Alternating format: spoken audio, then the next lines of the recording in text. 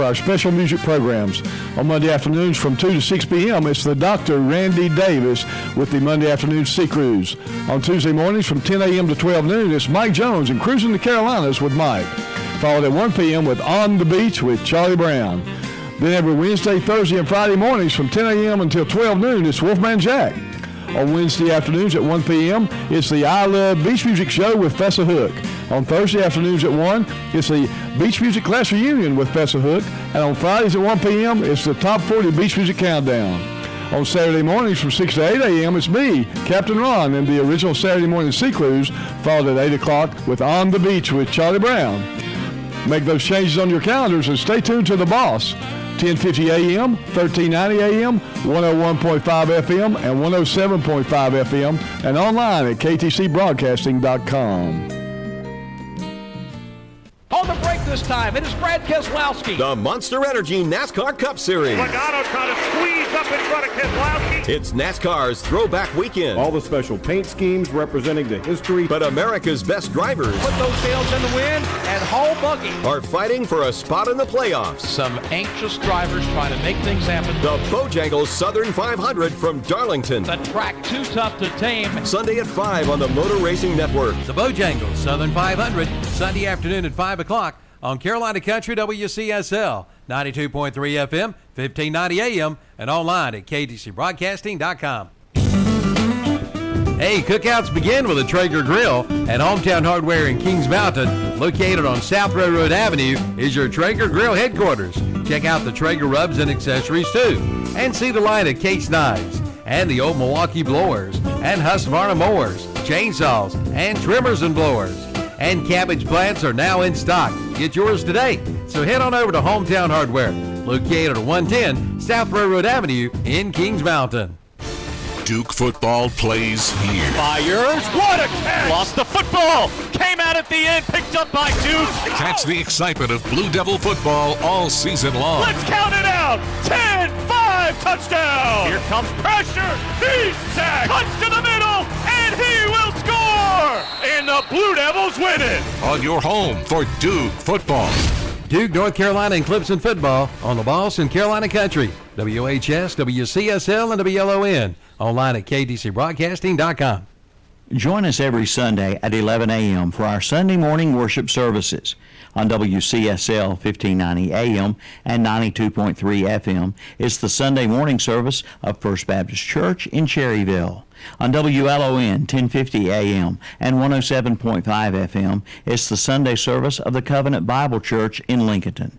And on WOHS 1390 AM and 101.5 FM, it's the Sunday service of the Calvary Baptist Church of Shelby.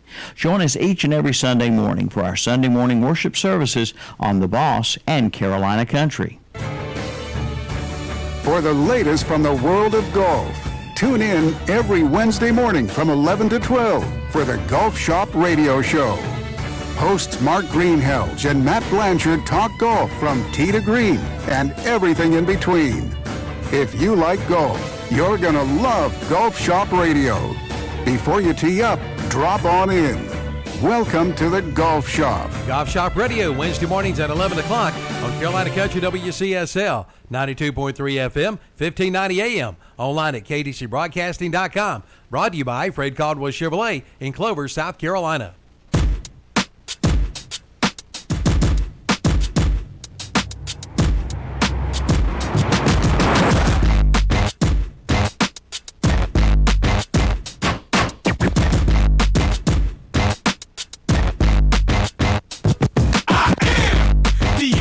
Man, I only do things incredible can, cause I am seed of a chosen breed. You don't see too many like me, cause I am one of the reasons you do what you do when you wanna be me instead of you, cause I am still on beat, showing love to the streets. Come on, you know me, cause that's who I am.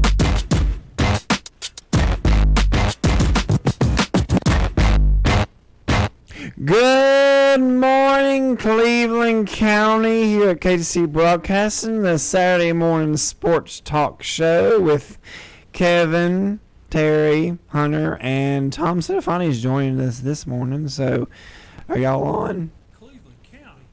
Well, I don't want to say "Good morning, Vietnam" when we're not in Vietnam, so it really makes no You should sense. have did it anyways. We would have understood what you meant by it. Yeah. Good morning, Vietnam. We would have understood the reference. Yeah. So a lot of people would. Yeah. A lot of people wouldn't, but a lot of Generation Xers. Yeah, I would say People like Terry. I'm Terry surprised Lee Hunter. would know that Hunter one. did. They show you that in school at some point. Yeah, I've watched the movie. We got some Xers in here. We got some millennials. You know, we're cross generation. Yeah. Well, good morning, everybody. Happy second Saturday of high school football. Is I know who Robin Williams is. I'm not dumb. First Saturday of college football. I'm cultured. I don't understand. Most people know him as a Blue Genie or Mrs. Doubtfire. I know. That's hey. Are your children well behaved? Or do they all slam now and then? All right, JP. We're just happy you're awake right now. You're not making much sense in there, but just welcome to the show. Who said I was awake? Yeah, that's true too. He was here late last night, so what's the over/under? 8:30 or 8:45 when JP falls asleep? I'll put 100 on the under. About 10 minutes after Coach Pruitt I'll put it on the under. College football. Well, we'll get to that in a minute, Tom. We've got all kinds of things to mention here in the opening segment of the show. We've got NFL starts next week. The preseason is over. Still got some of the same drama we've had all postseason in some places. We've got some quarterback controversies. This week's What's Up Shopper will be featuring my preview, my first preview and power poll of the year, talking about all the NFL teams and predictions. And we'll talk about that next weekend, and we'll go through it and talk about how wrong it was the year before and all that other fun stuff. I've never been wrong. Never been wrong, except once when you thought you was wrong. Yeah, but you were right. Then it took somebody else to really tell me that, and they had to go in detail. Good morning, everybody. We've got NCAA football kicking off this week, right? We got Gamecocks and Tar Heels in Charlotte this weekend. Mm-hmm. Hunter had a fun time Thursday night checking out college football. Hunter scouted the non-big name games for us. Yeah. I was kind of forced to. What about the UNC Charlotte 49ers getting a big win over the Webb Thursday night? Is that a big win? Hey, any win's a big win for UNC Charlotte. Anyway, my brother is a GW graduate, so we kind of went back and forth on that one. Gardner Webb, Cameron Dollar, former East Lincoln receiver, led the Niners in receiving in yards in the game. I think it was 5 catches, 53 yards, something like that. So congratulations to him. Of course, we got another more than just him. Local products in that game. Yeah, there's a lot of local talent that schools like Charlotte and Gardner Webb can take advantage of. I mean, there are a lot of kids out there. I was concerned when Charlotte got the football team, how that would affect App's recruiting-wise. And it hasn't. It hasn't affected, I don't think, any of the power or like bigger names in the state. I didn't think it might affect them. I thought it would App because at some point they're kind of in the same realm of, hey, we're not playing for a national championship here.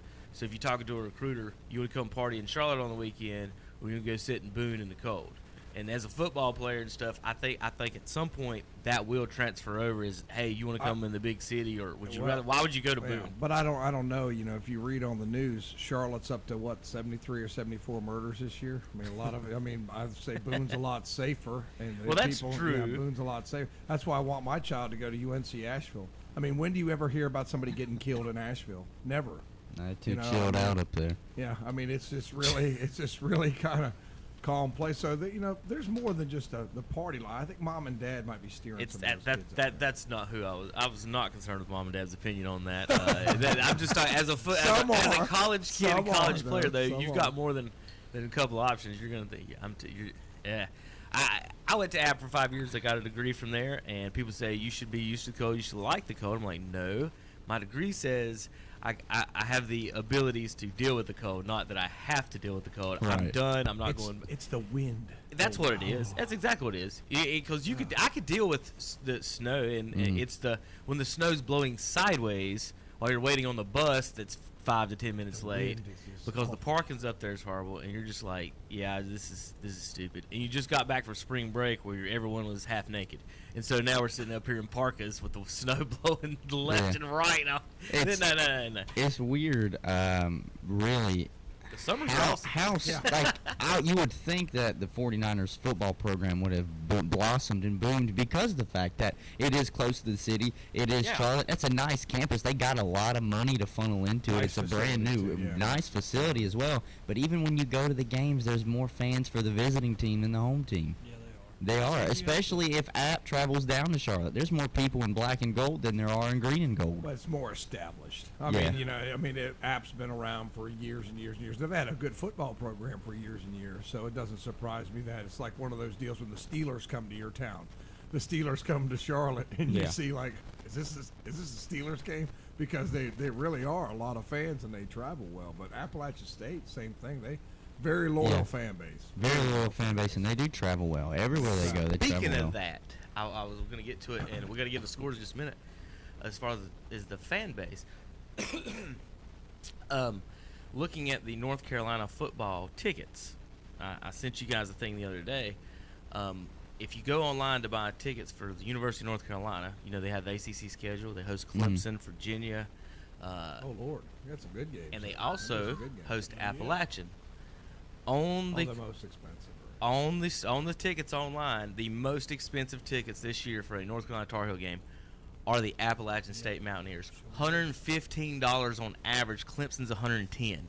So it costs $5 more, boys, to see the Mountaineers than it does the defending national champions. I just want everyone to know that. I think I'd like to watch the Lawrence kid play because he's going to be the number one overall pick when he comes out. I mean, if it was $110 to watch that kid play, I think it'd be. What's that? Lawrence. The Colts aren't going to be that bad. I don't think Brissett's that bad. No, the Colts. Brissett's not that bad. I mean, he's not Andrew Luck. No, he's not. And I'm going to mention that while you brought that up. Yeah. Because that's like last week when people were booing him. It's awful. Well, here's me, Tom, and I thought of that two ways. That one guy who took off his shirt and was holding, he might have just bought that shirt before he walked in there. Yeah. And then all of a sudden you hear this guy's quitting and he's holding up the shirt like, what is this? I just bought this $150 and now you are quitting. And my whole dealing behind that whole situation, and they wonder why, and people say, oh, that's the worst thing in the world to boo him. Hey, I understand this guy can do that, but when you've waited this long, and then all of a sudden you decide, hey, you know what, I'm going to quit. And all the people in the stands are like, wait a minute, our season's getting ready to start in 2 weeks. Yeah, I guess if you were a season ticket holder, you'd be upset. I mean, I don't blame I think it was the situation, not luck. Like what Terry's saying, is that right there at this time, there was no indication that you're going to retire at any point. You're not old. It's not like Eli Manning sitting here in the week, say if he retired, or Big Ben or Brady here in training camp. The fact he went all off season, all the straight. It was like 2 weeks ago they were talking about how getting ready to get back on the field and start. Yeah, but that injury had been nagging him for weeks and that was the main thing. Oh, I know. No one can decide. It's undisclosed, really. They won't tell you what it is. It started as if it starts as a calf and ends up as an ankle. Doesn't that Kevin Durant? Don't you got a sore Achilles? And then that's probably what they're afraid of. And I think some people are right on that like it is kind of weird, and as a fan, it's to me just, hey, I'm just, I don't feel like rehabbing, and I don't feel like, fixing my leg, and I just don't feel like doing that, so I'm just not going to come back and play anymore. Well, but here's a conspiracy theory. I got one for you, Tommy. I know exactly what you're going to say. I've heard it. I know exactly, and not from you, but I've heard a lot of people say it. You ready for this, Terry? Well, my whole deal behind it. Come on. How could that one guy though? If I had just bought, is he going to be able at the end of the game take it back up and get his money back? Why no? No. What if he just bought the season tickets too? Yeah, Now I gotta watch it. Well, it's kind of like Terry. Now I gotta watch it. When I went to Disney World about 6 years ago, when it was raining that day, I'm sorry, can't get your money back. Yeah. Things happen. Yeah. Things happen. Yeah. I mean, what are you gonna do? I mean, if the guy says it's almost like a bait and switch on that one. All right, isn't it? Hey guys, buy season tickets. Here comes Andrew Luck. He's gonna play. He's not hurt. He's just gonna not play. I don't think that's all right, Kevin, go ahead. They really did that. I know what your conspiracy theory is. In 2 years, Andrew Luck will be the face and head of the XFL. Why, Hunter? Because Who's his his dad is a commissioner.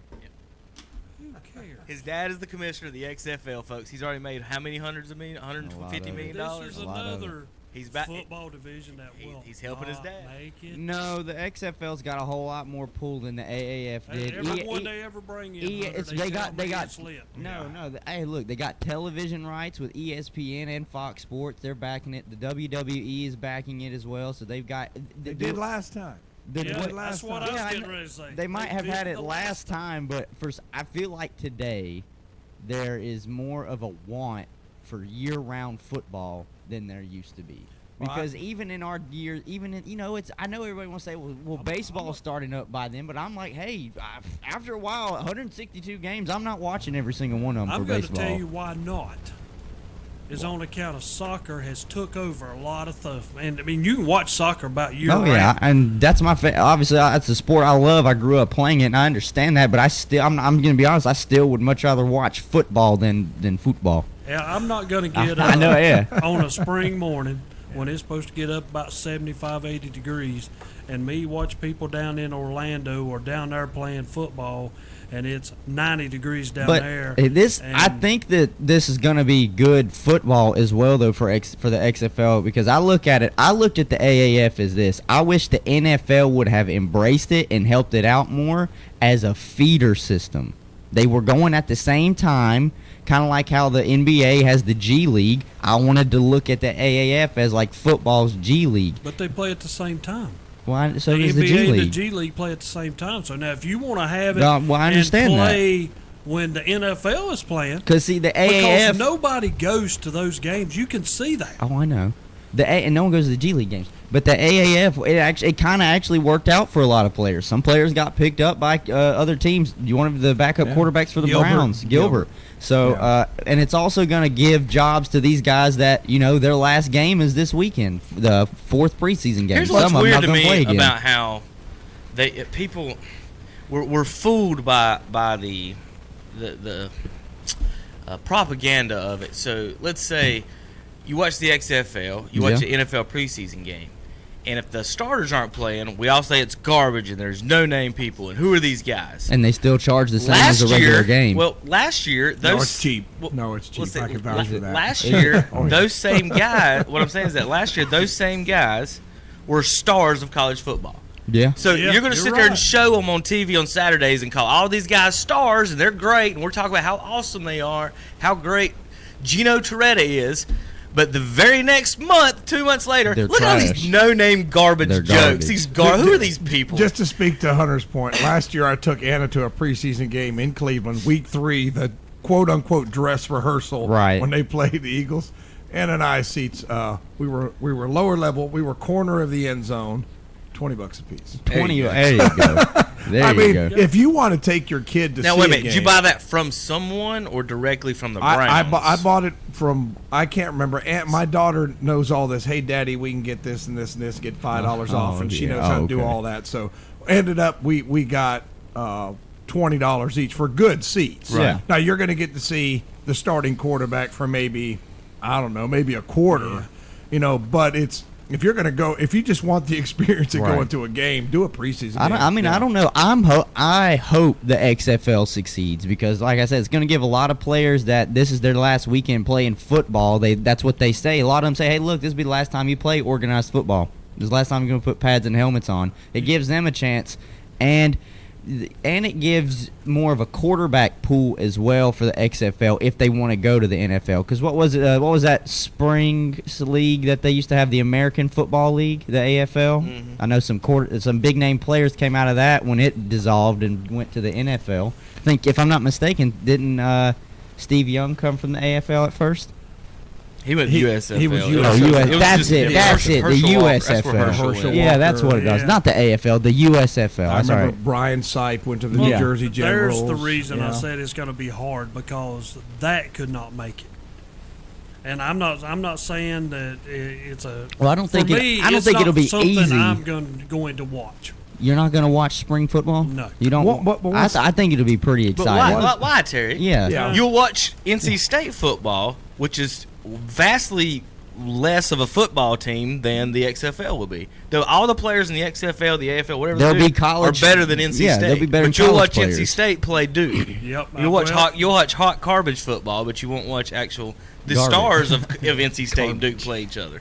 Here's the problem. I'm an older generation, and if you're not playing in the NFL, then okay, heck with you.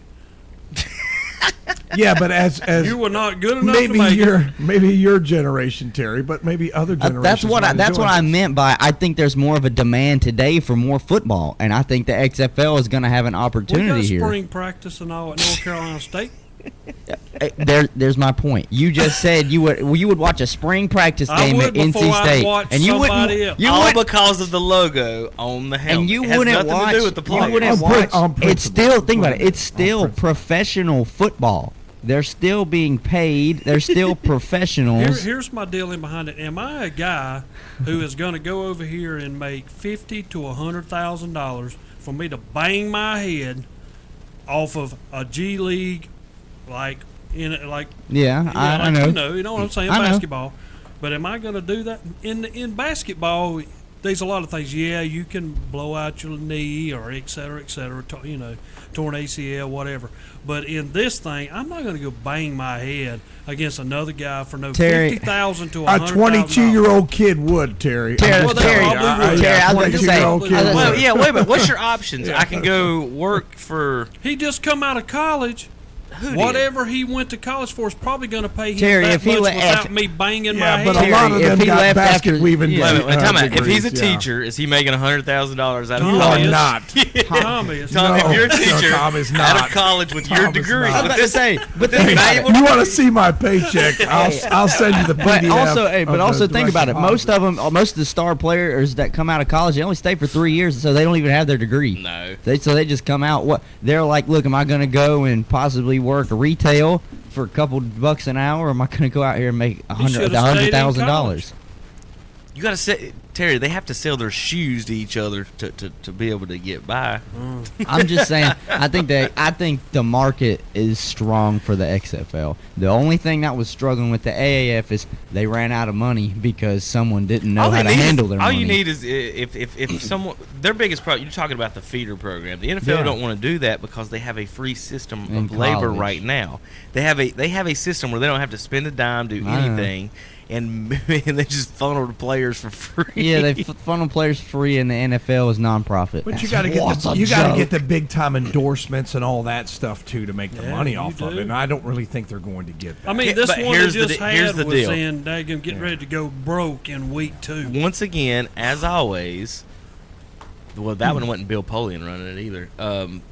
I don't even. Yeah, that was the Carolina Hurricanes owner was the one that was over. As always, you don't have to be the NFL. You just have to be something less of it. How many independent baseball leagues are there? How many minor leagues are there? Think about all the baseball teams in this world, and all we're asking is for 8 extra football teams. And we're losing our minds. We're losing again. That I keep saying they've got to be. If you're going to do it the same time the NFL is playing. Spring football, besides your, spring football is for the new guys coming in and us to see who they are, et cetera.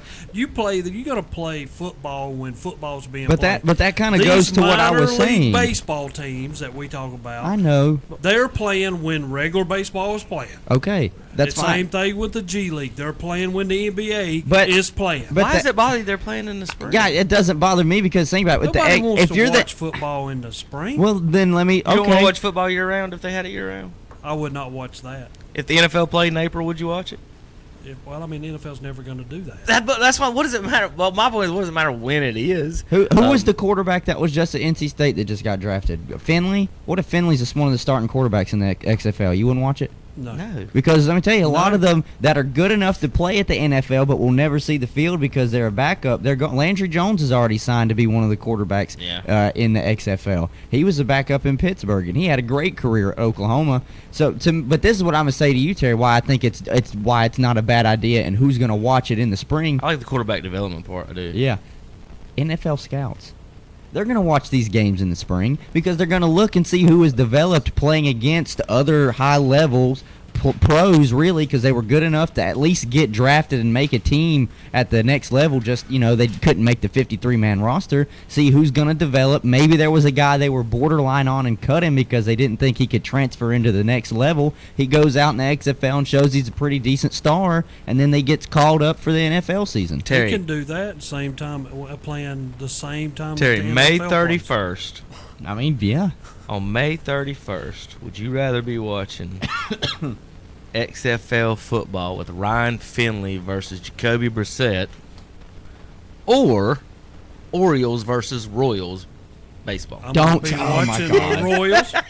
That's exactly what I'm going to be watching. You're watch a so you're fine with sitting there and watching a tire on fire. See, but you're fine with that. But what you're now crossing over into, what does baseball need to do to get more interest? Because if there was more interest in baseball, I think we wouldn't be having this debate. Maybe 162 games. That's 162 games is ridiculous. If they cut it down, you might get more people to sit and watch one. But because that's what it is that's why a lot of people love the NFL, is because week to week every game means something. In the NBA, week to week, not every game means anything. Same with in Major League Baseball. Week to week, they might act like it does. You play sometimes you play 2 games in a day. They both don't mean everything. If you take that and break it year round, football. Yeah. I'm gonna say you're gonna have some people like it. There's gonna be a lot more that Shannon do not Allen like says it. he's gonna sit on his couch for 12 months a year watching football, Terry. Exactly. Well, I'm just telling you, that's not gonna happen. People's never gonna do that. He said he ain't watching no more other sports. I'm gonna say because this. It's XFL exciting opening when day. the NFL comes around. XFL opening day is going to be probably one of the best rated games ESPN's ever seen. Legalized gambling is going to help it. If they figure out a way to integrate gambling into the games while you're sitting in the stadiums and doing stuff like that. A lot of teams are bringing gambling to the stadium. Place your bets. Well, that'll change it right there. I mean, if you could sit there and just, hey, flash on the scoreboard, hey guys, press or bet $5 right now. Would this be a pass or a run? Well, I will say this about it. You know, if that takes away, and I will put this quote in there, if that takes away us talking about your NFL draft for 4 months, then okay, that's great. Because hey, guess what? Think about it. It is because the NFL season ends in January. Okay, that's when the Super Bowl is usually played. No, it's closer to February. It's February. First week February. March, April, May. I mean, they're talking about the draft. Well, the draft is usually in April. And we could be watching Ryan Finley. That's what I'm saying, though. It'll take away from it because I think once the NFL's done, I think they've got it lined up where the XFL picks up maybe a month later. Hey, I know a linebacker at North Carolina who could play quarterback in the XFL. All right, it is time to take a break, JP. We're going to come back and give the scores, and we're going to get into actual college football games in just a few minutes on KTC Broadcast. This Saturday, August 31st, will be the biggest day of savings ever. That's right, ever, at Renato Auto Mall in Shelby. It's the big 7-hour sale. You get 7 hours of savings from 10 a.m. until 5 p.m. It's this Saturday, August 31st only. Every GMC and every Buick must go. The lot has to be cleared to make room for the new used car superstore coming soon. There will be savings of $10,000 or more on selected units. Plus, join the boss for our live radio remote broadcast from 10 a.m. till 5 p.m. 7 hours of savings. We'll have free hot dogs, chips, and soft drinks as long as they last. Plus, Pelican Snowballs will be there from 12 noon till 3 p.m. with free Pelican Snowballs for all. So make plans to be there for the biggest sales event ever. This Saturday, August 31st, 10 until 5 p.m. The 7 hours of savings sale at Renato Auto Mall, 4423 East Dixon Boulevard in Shelby. Don't feel like a goat. And remember, you get no bull at Renato Auto Mall in Shelby. Tyler Reddick diving to the inside of Daniel Hemrick. The NASCAR Xfinity Series. That battle continues to flare up in the middle of 3 and 4. It's NASCAR's Throwback Weekend. He'll slide up in front of him midway between turns 1 and 2. But NASCAR's next generation Crossover move by Tyler Reddick. is preparing for the playoffs. He's back to the inside off turn 2. The Sport Clips Haircuts VFW 200 from Darlington. Saturday at 3:30 on the Motor Racing Network. The Sports Clips Haircuts VFW 200. Saturday afternoon at 3:30 on Carolina Country WCSL, 92.3 FM, 1590 AM, and online at ktcbroadcasting.com. Make your business or office a Voss or Carolina Country listener post. All you have to do is tune your radio in your business or office to 101.5 FM, 107.5 FM, or 92.3 FM. Let us know and we'll put your name on the radio. And each month we'll have a drawing from our area listening post for a dozen breakfast biscuits from the Creekside Clock Restaurant in Shelby, along with coffee or tea. Area listening posts include Promotion Motors in Lincoln, Cherryville Signs and Graphics, Lowe's in Lincoln, Watson Carpet and Tile Lincoln, RD Mattress Cherryville, Carolina Furniture in Lincoln, Memory Lane in Krause, Davis Brothers Automotive in Lincoln, It's Your Feed in Cherryville, Deja Vu Consignments in Cherryville. So make your business or office a Voss or Carolina Country listening post today. This is your lawn. No one else touches it. Because let's face it, only you know what's best. Introducing the CRZ Zero-Turn Mower, only from Bobcat. A fierce machine built for the pros and those who want to mow like them. And backed by our industry-leading 5-year, 500-hour Mow with Confidence limited warranty. You'll have the best-looking lawn on the block. Bobcat. Fiercely independent. Visit your Bobcat dealer to demo a CRZ, starting at $3,999, or head to bobcatturf.com to learn more. This area's Bobcat dealer is Weston Sells, Highway 18 north of the 27 intersection west in Vale. Traveling for a ball game? The Hampton Inn in Gastonia has more for your travels. Book the Ultimate Escape Package and enjoy $10 in snack shop credit, hot breakfast, premium Wi-Fi, and late checkout. At the Gastonia Hampton Inn, you can enjoy cable programming and video game consoles are also provided, plus a pool, a fitness center, dry cleaning service, and more. With 107 air-conditioned guest rooms, the Hampton Inn, 1859 Remount Road in Gastonia. Book your room by calling 704-866-9090. Offices open 24 hours a day. Isolated and alone? That's how millions of Americans feel while experiencing a mental health crisis. Need to talk?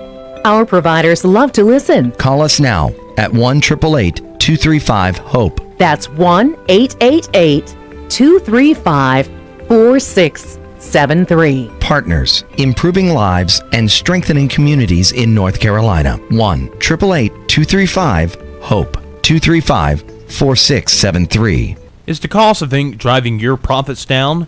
Then listen up. Discount Ink Jet and Toner is here to help. Discount Ink Jet and Toner specializes in refilling ink jet and toner cartridges. Cut your ink costs by as much as 50% or more.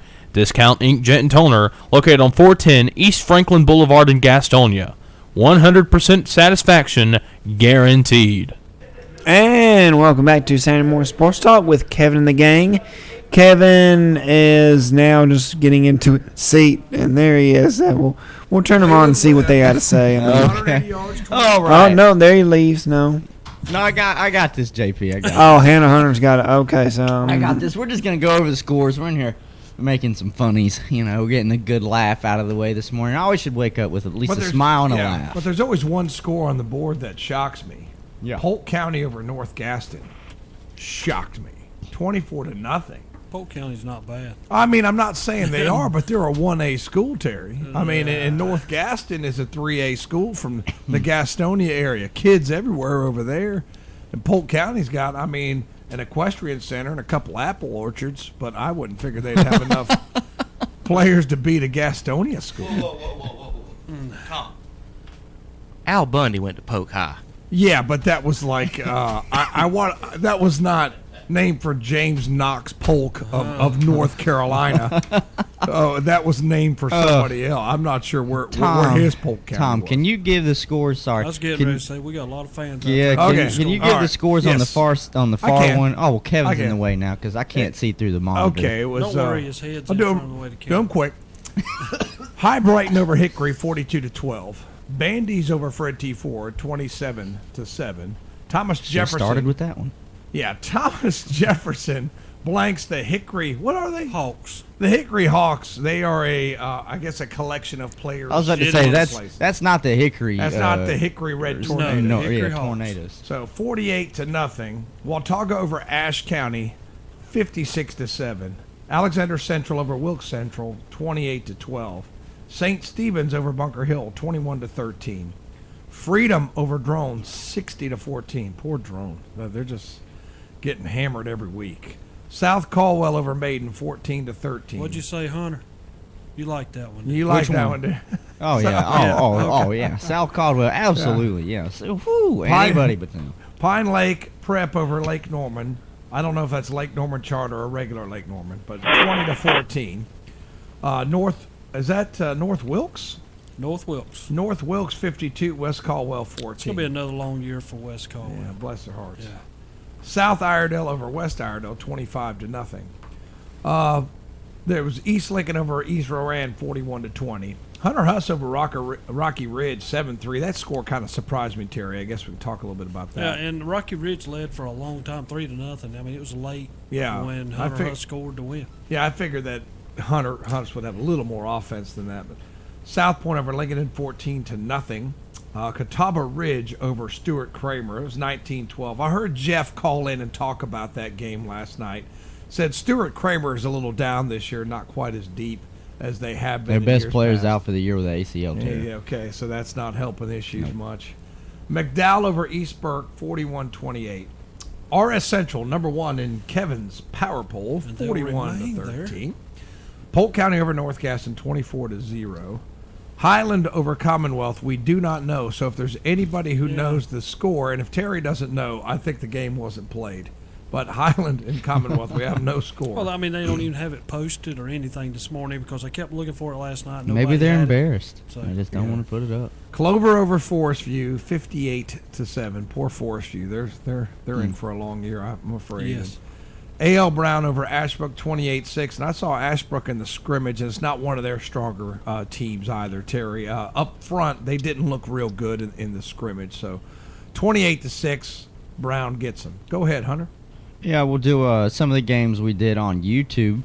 AC Reynolds went to Shelby and tried to dethrone the Golden Lions. Well, that was a big effort as Shelby came out on top 58-21.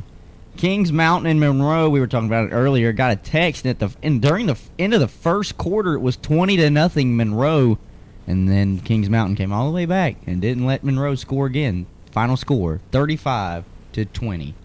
And then another game that we did on the Burns Bulldog YouTube, 54-23 Burns. It seems like we got a phone call, though, before we do some of our final scores. We'll save that. Coach Pruitt, how are you doing today? JP, you got Coach Pruitt online? You there, Coach?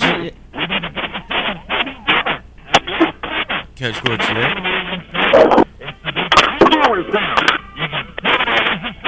I think he put us down. All right, let's go ahead. Go ahead with the score so we get. Terry, go ahead and just finish the last page. I will. It was JP will get you back. Chris having no trouble with TC Roberson, 47-0. North Lincoln. Oh, I've never in my life seen so many touchdowns from so far away in this game. North Lincoln 57, East Rutherford 21. Yeah. Very surprising to me. North Lincoln back on the road ball again after an upset last week. I think really Parkwood beating them. I figured they would have, They made some changes. They made some changes. And then the final one was Chase defeating Cherryville 40-0. And that surprised me there. I thought Cherryville would be more competitive in that game, but Chase may be a little stronger than we realize, and I'm sure Coach Pruitt, if he calls back, he'll tell us about that. But, Rutherford County, I think it's going to be a good game between RS Central and Chase this year, shaping up to be, Terry. Yeah, well, I was going to mention one more score that we do not have up here. Second game for Christ the King in the Southern Piedmont 1A Conference. Mountain Island Charter, y'all ready for this? Mm-hmm. Mountain Island Charter 80, Christ the King 0. Well, at least they didn't run up the score. Yeah. Well, I guess after you got beat 17-0 last week by Providence Day, you needed to assert your dominance. Yeah, something to prove this week. You needed to flex a little bit. Well, I tell you what, if somebody beat me 80-0 in a high school game, they better be prepared to fight at midfield because there's probably one going to take place, Terry. Man. Oh, I would have in a heartbeat. Especially, you got to try to score 80 because when it gets to 42, that clock starts running. So you have really got to be trying now. That's why they went to that rule to get rid of these PlayStation scores that they were having teams scoring 70 and 80 points in a high school game. 12-minute quarters, Terry. Well, I guess, Tom, I guess it's one of those things because even when we were in here on our pregame show and we was talking about it, I mean, I was surprised that Mountain Island Charter was held to 0 last week with all the talent that they have. Right. You know, I mean, you got beat 17-0. I just think it's one of those games that we're going to show people we're not as bad.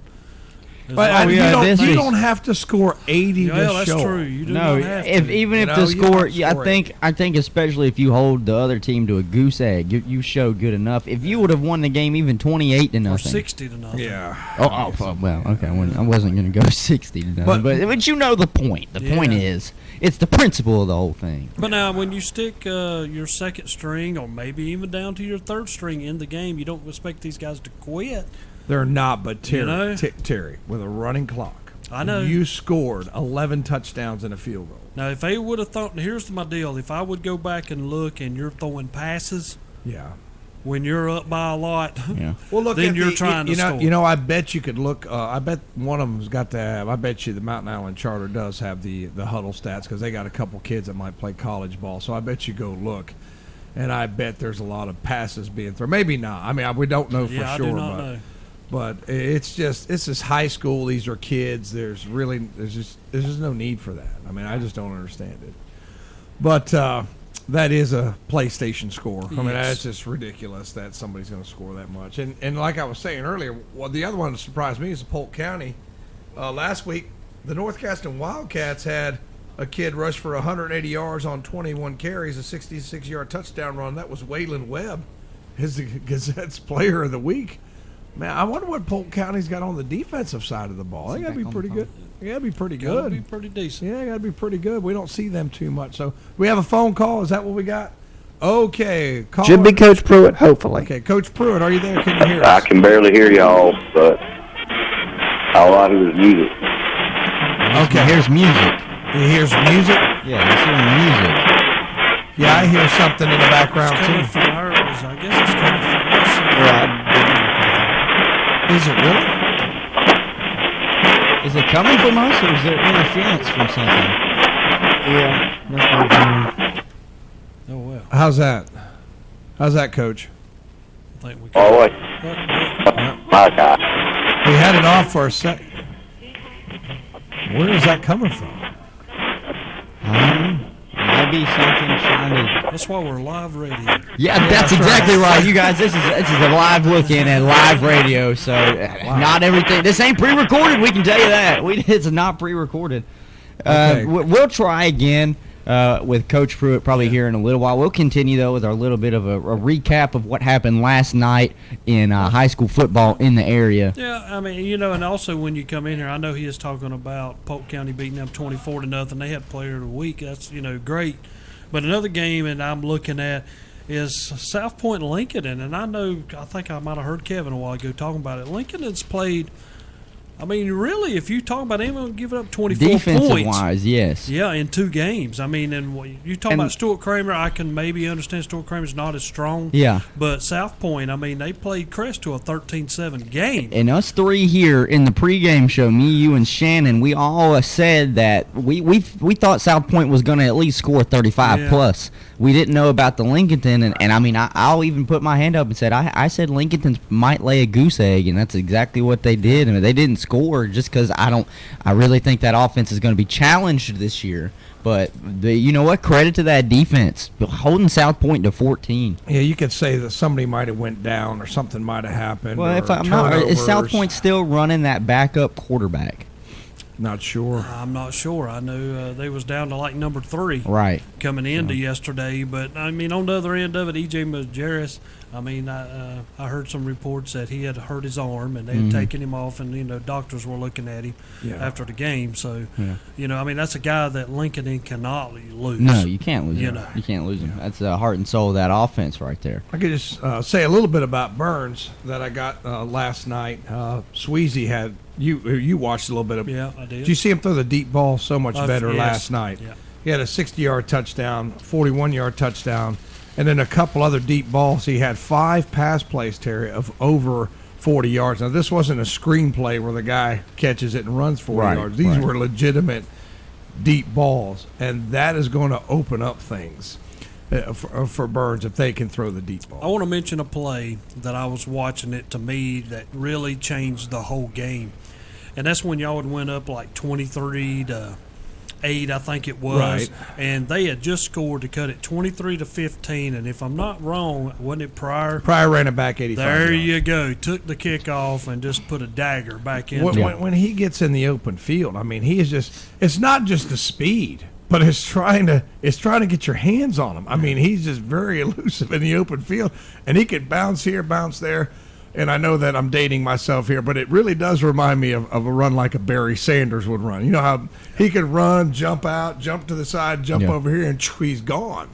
And it's very similar in what he's able to do at a high school level, of course. But he's here, he's back up, he runs, and he'll start on the right side of the field, switch fields. If you wanted to put it in today's standards where you don't sound like you were dating yourself, you know, a lot of people have compared Saquon to Barry Sanders with how his elusiveness is and how he can bounce around. So that would be that would be somebody maybe today if you have younger viewers that didn't get to watch Barry. But you know, I don't know. Barry Sanders was unique. He was different. I don't know. He was just unique. I have seen Barry Sanders go into piles and to come out. There he comes out. Next thing you know, he's coming out the backside. And that's what you see. Is there a score on all four of our boards, whether it was games that we carried last night or just from around the area, that really stood out to you where you were thinking, man, I did not think they were going to do this? What, North Lincoln? Really? I really thought. Well, I thought knew that they too. would be better. But I did not think that they would. I thought the speed from East Rutherford would make a difference. But when I'm listening to y'all, that game was North Lincoln was scoring from everywhere. Oh yeah. Every time they touch the ball, somebody is going 50 yards or more. But they just don't play any defense. I mean, they just haven't. That's they haven't in East years. Rutherford. They didn't just last don't play a week lot of neither. I mean, they gave up 56 last week, 57 this week. Yeah.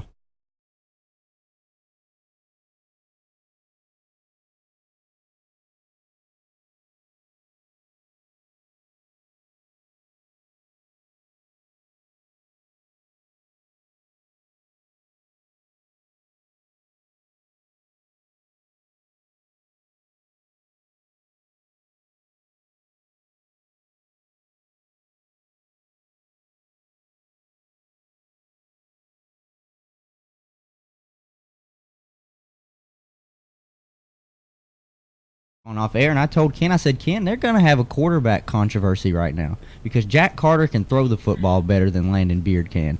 And when you run the triple option and you can't be so one-dimensional that you don't hit the play action, Jack Carter it was like 6 for 8 for 4 touchdowns. Now, what is Carter? Jack Carter is, if I'm not mistaken, he's a junior. He's a junior. He's 2 inches taller too. He's a little bit thicker than Landon Beard.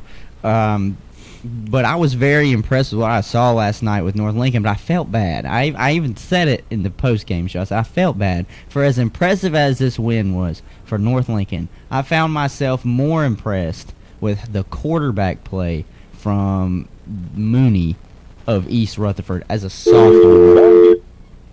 Yep. So for him as a sophomore, they let him throw the ball 32 times.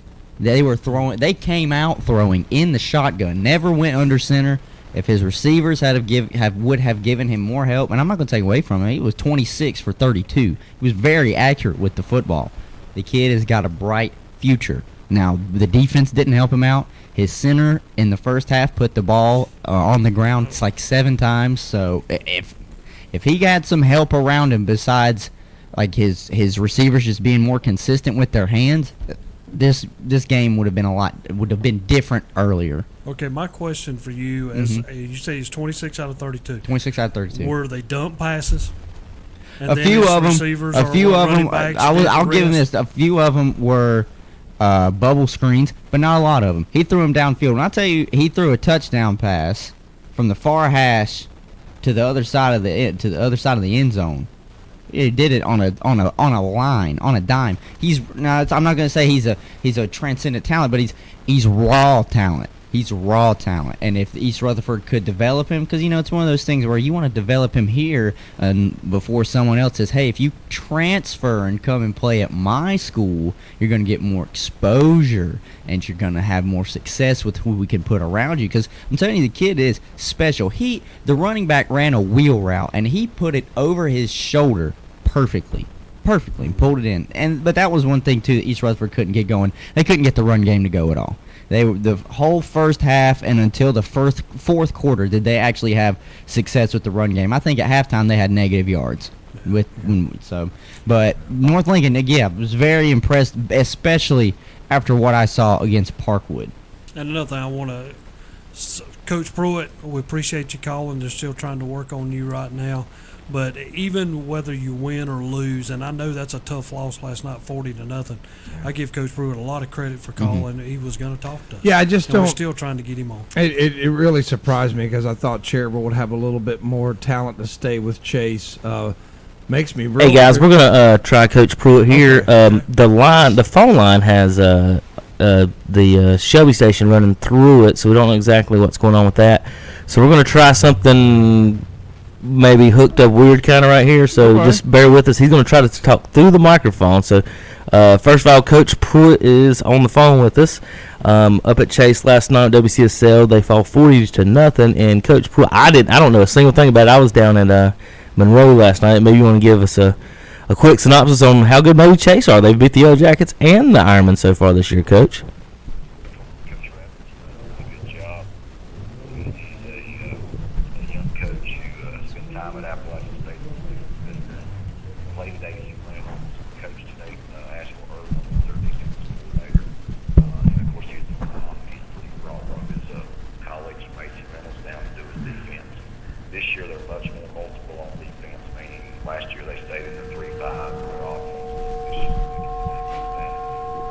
Yeah, Coach, we get a little feedback on that. Go. All right, see if you can go ahead. I'm trying to. Yeah, if you could talk a little bit as loud as you can, I guess. We're trying. They've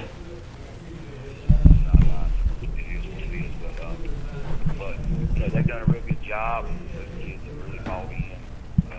Court does the thing to recognize kids with perfect attendance in the summer.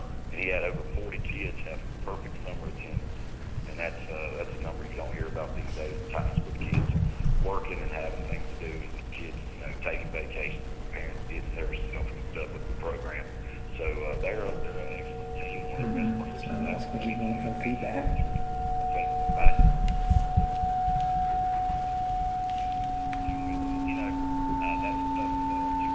Coach, I'm losing you there, buddy. I'm losing you there. I'm gonna try to fix this problem here on my end, and I'll get back to you, Coach. All right, we're gonna get back to our scores with Tom and Hunter. Yeah, I appreciate Coach Pruitt calling in. We're trying our hardest to get everything to work. Obviously, we want to talk to him about how Cherryville was last night, the unfortunate loss that they took to Chase. I think that score especially might stand out to a lot of people, might give a lot of credit to just how good Chase is, not wanting to take away from the possible skill that Cherryville has. I think Tom said it perfectly earlier. He was surprised that Cherryville didn't score. Right, and I thought they would.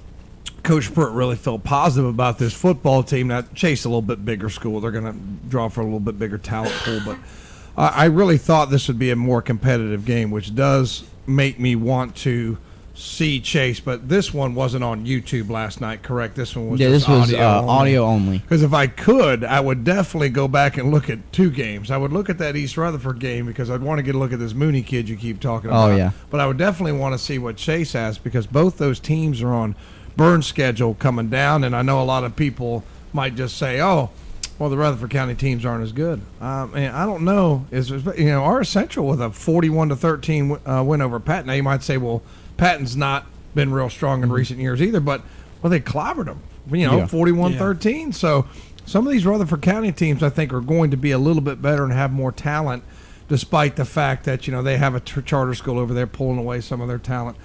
They've been able to maintain enough to have some good football over there. Mm-hmm. So I'm interested to see, and like I said, I wish a few more of these games were We're on YouTube, so we can take a peek Yes. and take a look. I guess there's always the huddle stats that we can check out later. We got Coach back on, or are we still working with it? Okay, still working with it. A couple other stats for Burns. Gave Sweezy. They had 4 touchdown passes and then rushed for another touchdown, 222 yards. Pryor had 85 yards, but he didn't play much after the third quarter. They took him out, plus an 85-yard touchdown.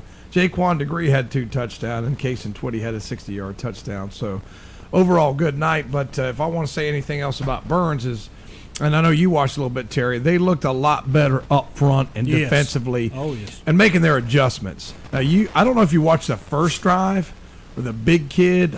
What a great name. Famous Paisley. What a great name.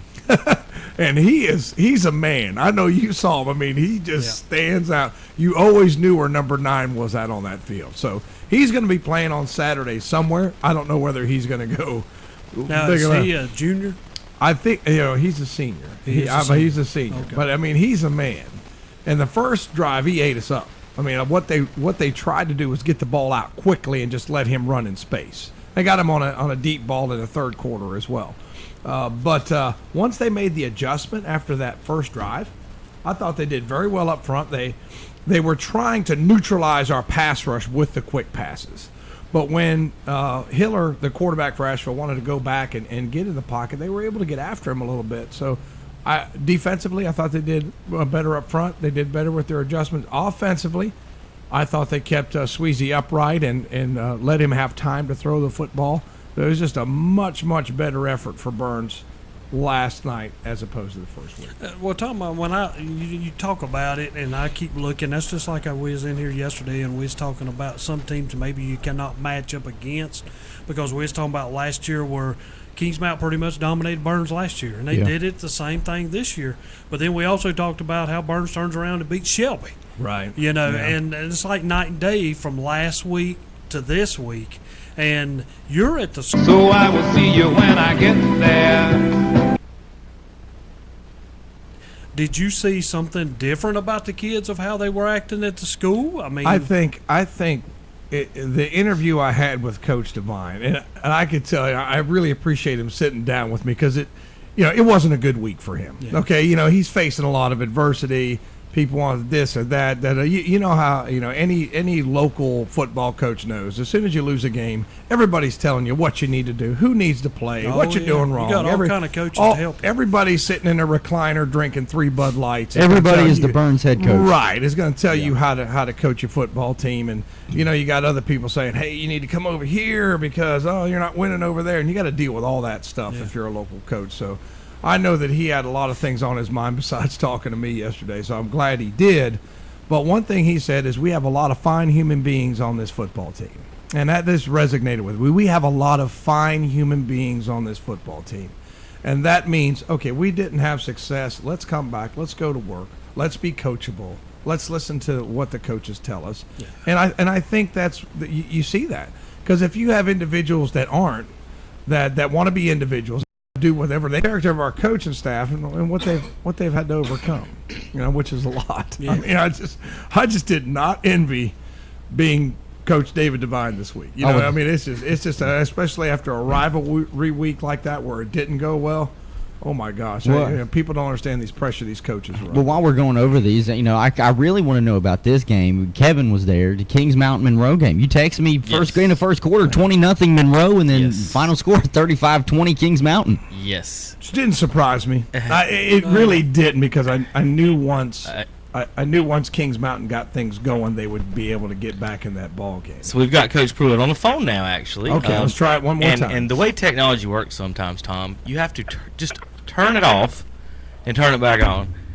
Yeah. And it's the dumbest things of all time. I just had to hit buttons that I've never had to hit. I've been here for 30 years. I've never had to hit that button. Before my game with West Lincoln to change my luck like he did Burns. Coach, what Coach Devine said about good people, you go places in life with good people. And that resonates no matter where you're at, if you're at the fire department or if you're at a school or if you're working for IBM or whatever you're doing. So Tom, you hit the nail on the head right there. Yeah, I want to tell you one thing, Coach. I do come to Cherryville every Friday to pick up the equipment, so I can just shoot over there to Cherryville, and we'll do an interview with you before the game. You give me the time I and appreciate tell Kevin, and I'll be waiting on you. Okay, we might do that. I'll be in touch. All right. Sounds good. Well, tell us about what happened last night. We know it didn't go well for you.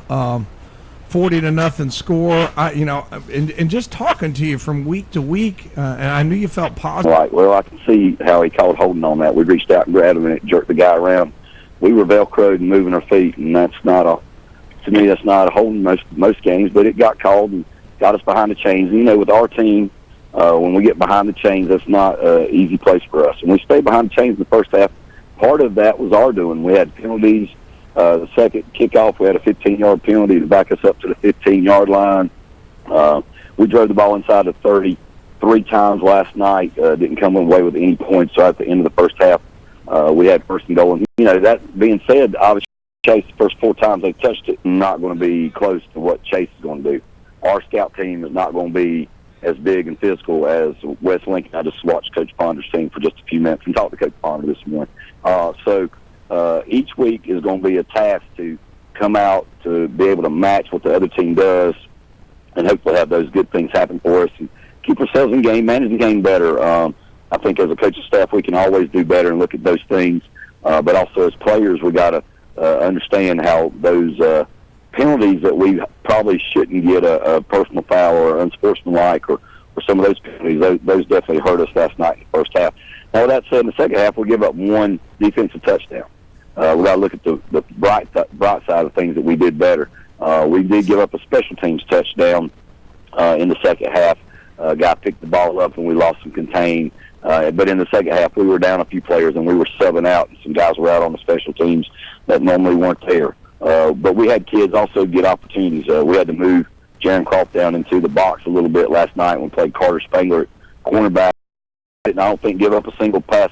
But for us last night, that didn't occur. But a lot of that had to do, I think I could hear y'all faintly say earlier when I called in about, that kind of scares me about Chase and how good they are. And they are a much improved team. They got 18 returning starters.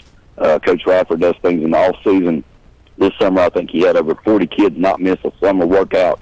So those guys have bought into what they do. And when you're a football team, the other team is bigger, faster, and stronger than you, then you really have to execute and do things very well to stay in football games. And last night, that's not what we did in the first half, and thus we fell behind by 4 touchdowns. Coach, I got a question for you, and you hit something on the head a minute ago, and I'm going to be one of them coaches up in the stands to ask you this question. But when you're in a game and you're down 27-0, and I know y'all had it like down at the 5-yard line, do you ever, I know you said, well, maybe we should have kicked a field goal. Does that ever, it's like, this is what I got to do to get our team going? Or, I mean, if you'd have scored a touchdown then, you'd say, hey, okay, we're all right. We're going to go in at halftime. We got a little bit of momentum back on us. I mean, how do y'all look at that as a said? You know more about football than I do. I mean, we would still be down 4 scores if we kick a field goal. We win at 27-0 if we kick a field goal. Then we're only down 3 scores. Now, scoring 3 times and getting 3 2-point conversions is not happening too often in the game of football in the world we live in. But it is a chance to do that. Now, do I think a field goal would have been a morale boost for our team and been the spark that led us to victory in the second half? High school kids are high school kids. But it was not a long field goal team. It was actually on the same spot we kicked the field goal last week against Christ the King to put us up 3 scores. So, different situation. I just don't think, a field goal was going to be something that spurred us on to think about what things we can do in the second half to win. But that's what we talked about at halftime. What things can we do to make this a game where we can get back into it? And, of course, part of that is making the other team drive. They had a 3-play drive last night, but most of their drives were 7, 8, 9, 10-play drives, and that was something that our defense was bending but not breaking. But eventually, of course, they put it in the zone, and they put the ball on the ground a couple times. I don't think we recovered any of those fumbles, but there were some opportunities there. So, like I said, we just got to manage that game to where we can put ourselves in the best position to win, and hopefully not give up big plays. And there were some big plays in the game, not just that one, but there were some big plays in the kicking game and things of that nature. So we got to get better at managing the game. Tackling in space is something that we've got to get better. That was a problem that we had last week. Quarterback contain, and we do have some young kids out on the edges. We we were without 3 starters last night, 2 starters last night, and one was an important backup. So one was sick, and the other 2 got injured last week. And then we had some injuries incurred last night's game, too. So we're going to have to really work hard as a staff to get guys in place to help us out next week. Next man up mentality. Coach, what was it from Chase that stood out to you the most? I know we could sit here and talk about your team all day, but what is it that you're going to take away from this game as a learning curve to try and teach your kids and get them ready for the game next week? Just the concept of, hey, we got to be ready to play from the get-go. And like I said, we run a fake punt last night, something that we hadn't done in a long time, particularly I hadn't run that fake in a long time. We hit ourselves in the hands with the fake punt. And then, of course, Chase did something that we had done earlier in the game, hit us after the play was over and give us a first down. But, just more execution, got to be ready to play from the get-go. We had the ball. We moved the ball across midfield. We're in good position. 1 penalty set us back. The other part, I watched, I can't remember what night it was, Thursday night, I guess. I'm watching the San Diego State, South Dakota State game. And on the back of their helmets, they had the term last play. And yes. And I, not knowing their team and as being a coach, that mentality is, hey, that last play is behind me and I got to go to the next play. So I think the thing for our kids when we're playing in the game and we have some negative things happen, we got to have that mentality. We got to think about the next play, not about what somebody else did, not what what did I do wrong, but what can I do better on the next play. We've used the phrase this year, best to better. We got to get better in many different areas and many different phases. And that's just going to take work. I mean, we use another phrase, work to win. You got to put work in to be successful. Now, when we say win, a lot of people are going to look at the scoreboard and say, hey, did you have more points than the other team? And, you get judged in terms of that. But, winning in life is not just winning on the scoreboard. It's about, like Coach Devine said, having good kids and having them do the things right, not just on the football field or in the high school, but in the community and away from the game. So those are things that we're trying to get instilled in our guys. And it's always a work in progress. And they are high school kids. And, we have a little sign here at our school, these are high school kids. Yeah. The players, the coaches and the referees, the coaches have families, the referees are human, and that's something Coach Harrell's put up that, hopefully people understand and instill in our values and ideas of sportsmanship and how we go about carrying ourselves on a day-to-day basis. I think that's a key thing that you pointed out is people got to remember these are high school kids. These aren't college athletes. Some of them might have the talent to do it, and they're not professional athletes. So they're out here still learning the game and still learning what it's like to go through life. So I agree 100% with what you said, Coach. Yep, appreciate that. And, we get another opportunity. I told the boys yesterday, the sun's going to come up tomorrow. Yep. That's and right. It's up. I mean, it happens every day. And, this week will be another week and another day to prepare and another opportunity to get better. And we'll see if we can do that coming next Friday night at West Lincoln. I know Coach Carter's got a good group. They have replaced a lot of people, but they've replaced them with talented kids. And, the Bridges kid, I think, Terry rushed for over 250 yards the first game. So we're going to have our hands full. Yeah, Terry's been talking up that West Lincoln team. I was going to ask you about who your opponent was next week because I wasn't sure, but that is a good West Lincoln team you're going to be facing next week. So good luck to you. And they've had a week off. They didn't play last night. So, they've been looking at your film. So hopefully you have enough time to get We'll be getting ready, and they'll be getting ready. And, they haven't changed a whole lot. I watched about 4 or 5 wing tee plays, and I saw Waggle, and I saw that little midline trap. And Drone didn't take care of the quarterback. Number 12 went a good ways into the end zone. So I know they were up early. They were probably up 5 scores in the first half against Drone from the scoreboard that I saw. So we gotta do a good job on the option this week, but also take care of the wing tee fundamentals. Our offense is a wing tee spread. So ISO and trap is trap, and hopefully our kids can get in tune to that. It'll be a little better than maybe preparing for chasing how they spread you and run their zone schemes and their counter schemes and some of their power schemes. So hopefully our kids will get a better tune than what we're trying to face this week. Well, Coach, I want to just wish you good luck for on Friday night, and we'll have you on the radio as always. And Terry will be listening this week, so he gets to listen to his Rebels this week, so he'll be listening to you. And just let us know if you need anything as always. Well, you boy got they got Pop Warner this weekend? We're heading to Cramerton today. The Little Ironman kick off the season at Cramerton. I think we'll go to Fretzy Ford next week. We have an open week sometime in September. That was something we didn't have last week. That's last season. That's good. And Landry's schedule matches up with App State football a little bit better, so we're going to try to make a trip to Boone right after we get done playing tonight, or today. So we're going to hopefully check into East Tennessee, but I didn't want to battle the Charlotte crowd next week, so we're going to try to go this week. The weather's nice, so we'll have a good time. Well, real quick, Coach, the Appalachian State at North Carolina Tar Heel tickets are more expensive this year than the Clemson tickets at North Carolina. The most expensive tickets for Tar Heels this year are App State tickets. They're going for $115. You can get a deal on Clemson for $110. Well, I think the Clemson fans probably realize, hey, we're going to have a good chance to win, and I don't have to make that trip. I can watch it on TV. But those Appalachian fans want to be in the stands and experience the opportunity to play the Tar Heels. And of course, I guess next year the Tar Heels will be in Boone. So that'll be crazy, but with Appalachian moving up in classification and the things they're doing in their program, looking forward to the season. Wish Coach Drinkwitz and the new staff all the luck. And hey, looking forward to see Coach Satterfield and his group play on Monday night against Notre Dame. So if you're a fan of football, guess what? You're a fan of football. So it's a good time of the year, and look forward to a challenge this week with West Lincoln and spend a little bit of time with the family. That's what we do when we go to App State. We spend time with the family, and you got to, as me and Coach Ponder talked about, Coach Ponder, Coach, help me out, man. I got my mind in the way. Tell me, the coach at West Lincoln last year, help me out. Coach Stain. Tom Stain. I started to say Tom Moss, and I was like, that's not right. But Coach Stain, great guy to compete against, and man, they've replaced him with another great guy to compete against. So those guys, Coach Ponder, what they're doing things well over there, but getting an opportunity to play against the class program is going to make us better for our conference season. We're still tied for first in our conference right now.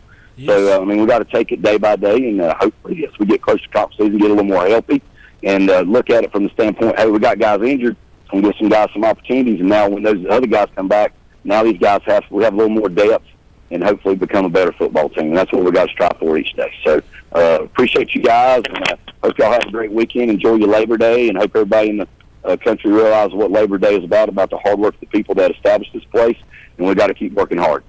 Thank you, Coach, for giving us a call. Right. Have a great weekend. All right, you too. Thank you, Coach. Bye-bye. Coach Tim Pruitt on the phone with the Cherryville Ironmen. They fell last night 40-0. They'll be playing West Lincoln next week. It's not going to get any easier with them, Terry, but then they start out and get into the conference schedule. That's what he's talking about right now. He's still in first place in conference, beat Christ the King in week 1. They'll host Drone in a couple weeks, and then Highland Tech, Thomas Jefferson, Davidson, Mountain Island, Union Academy. Then they got a bye week in week 10. They finish up with a Pine Lake Prep Pride and the Bessemer City Yellow Jackets, and the Pride guys are 2-0 right now. They beat a 2A team last night. They got 3 points starting off, Terry, here in the Power Poll. They might be in our top 10 when I get done doing the fuzzy math in a minute. Whoa. Okay. Was you ready for that one? Not really, but all right, we got to take a break. We'll be back in just a few minutes, folks. We still got to do a college football schedule today and a little bit of NFL talk and more. We've been pretty busy. Real quick, JP, give me 1 minute at the Kings Mountain game. I know we've been talking all kinds of stuff lately.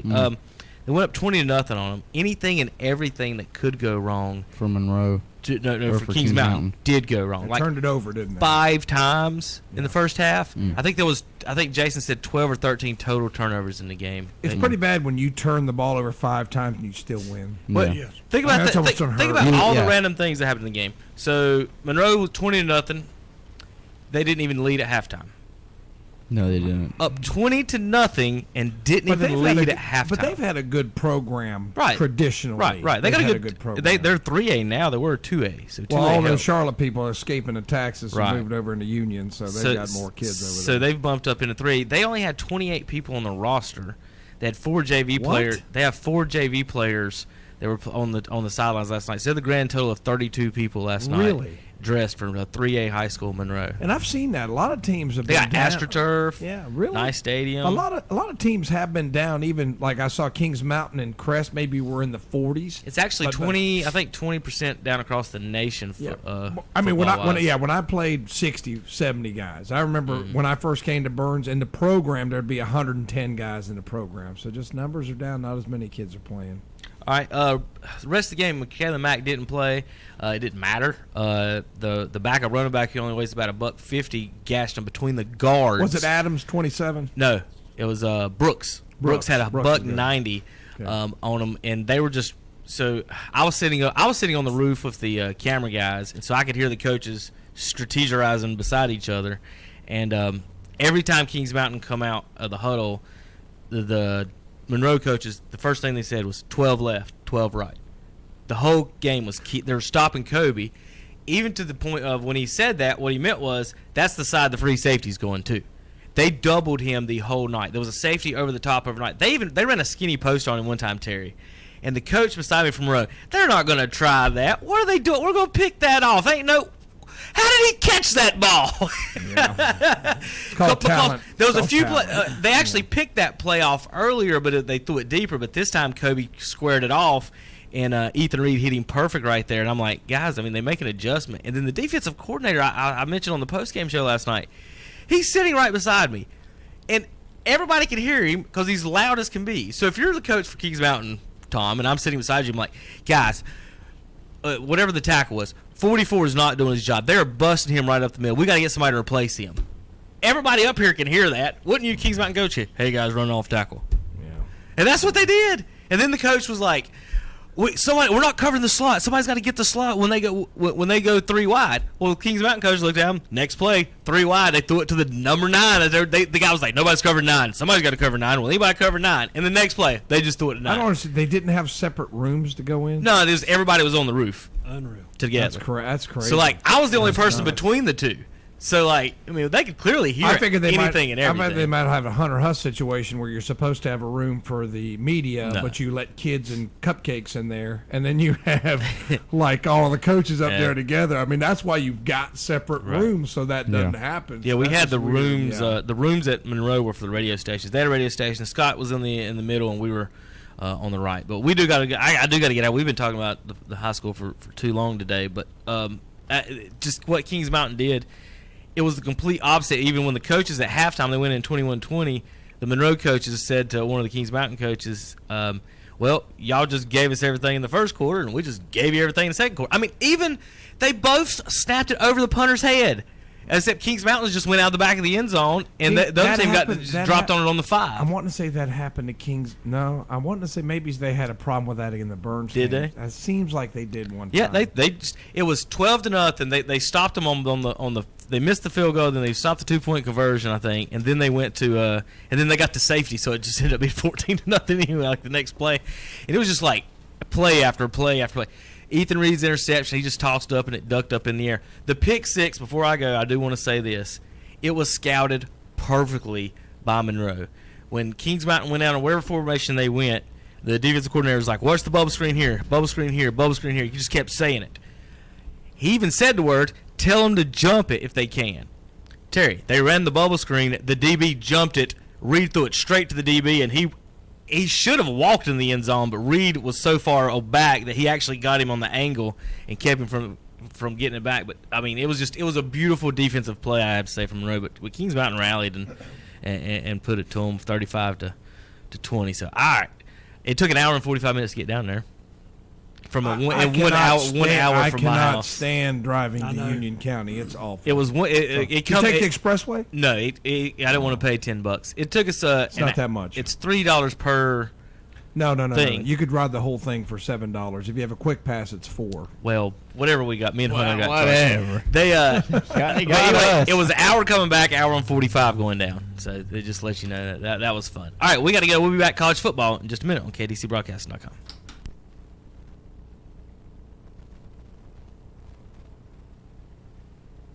Gold, where we play your favorites from the 80s and 90s. That's Tracy Lawrence with me on Country Gold with Terry Clark. Country Gold with Terry Clark, Thursday afternoons on Carolina Country, WCSL, 92.3 FM, 1590 AM, and online at KTCBroadcasting.com. Who are you? You're not a goat.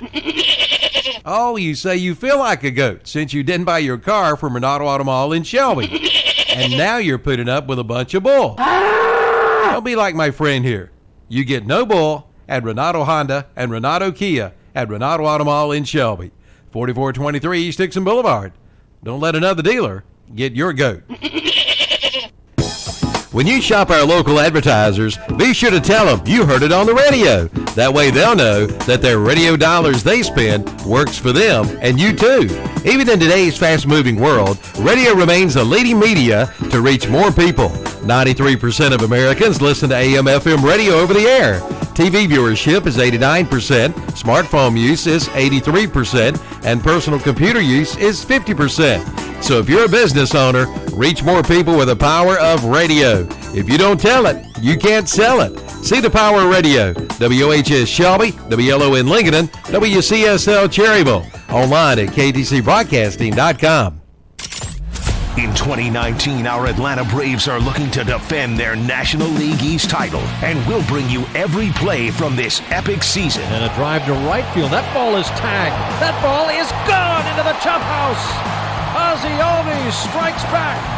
Atlanta Braves baseball back again on the Boston, Carolina country. WHS Shelby, WLON Lincoln, WCSL Cherryville, Gastonia. For the latest from the world of golf, tune in every Wednesday morning from 11 to 12 for the Golf Shop Radio Show. Hosts Mark Greenhelge and Matt Blanchard talk golf from tee to green and everything in between. If you like golf, you're going to love Golf Shop Radio. Before you tee up, drop on in.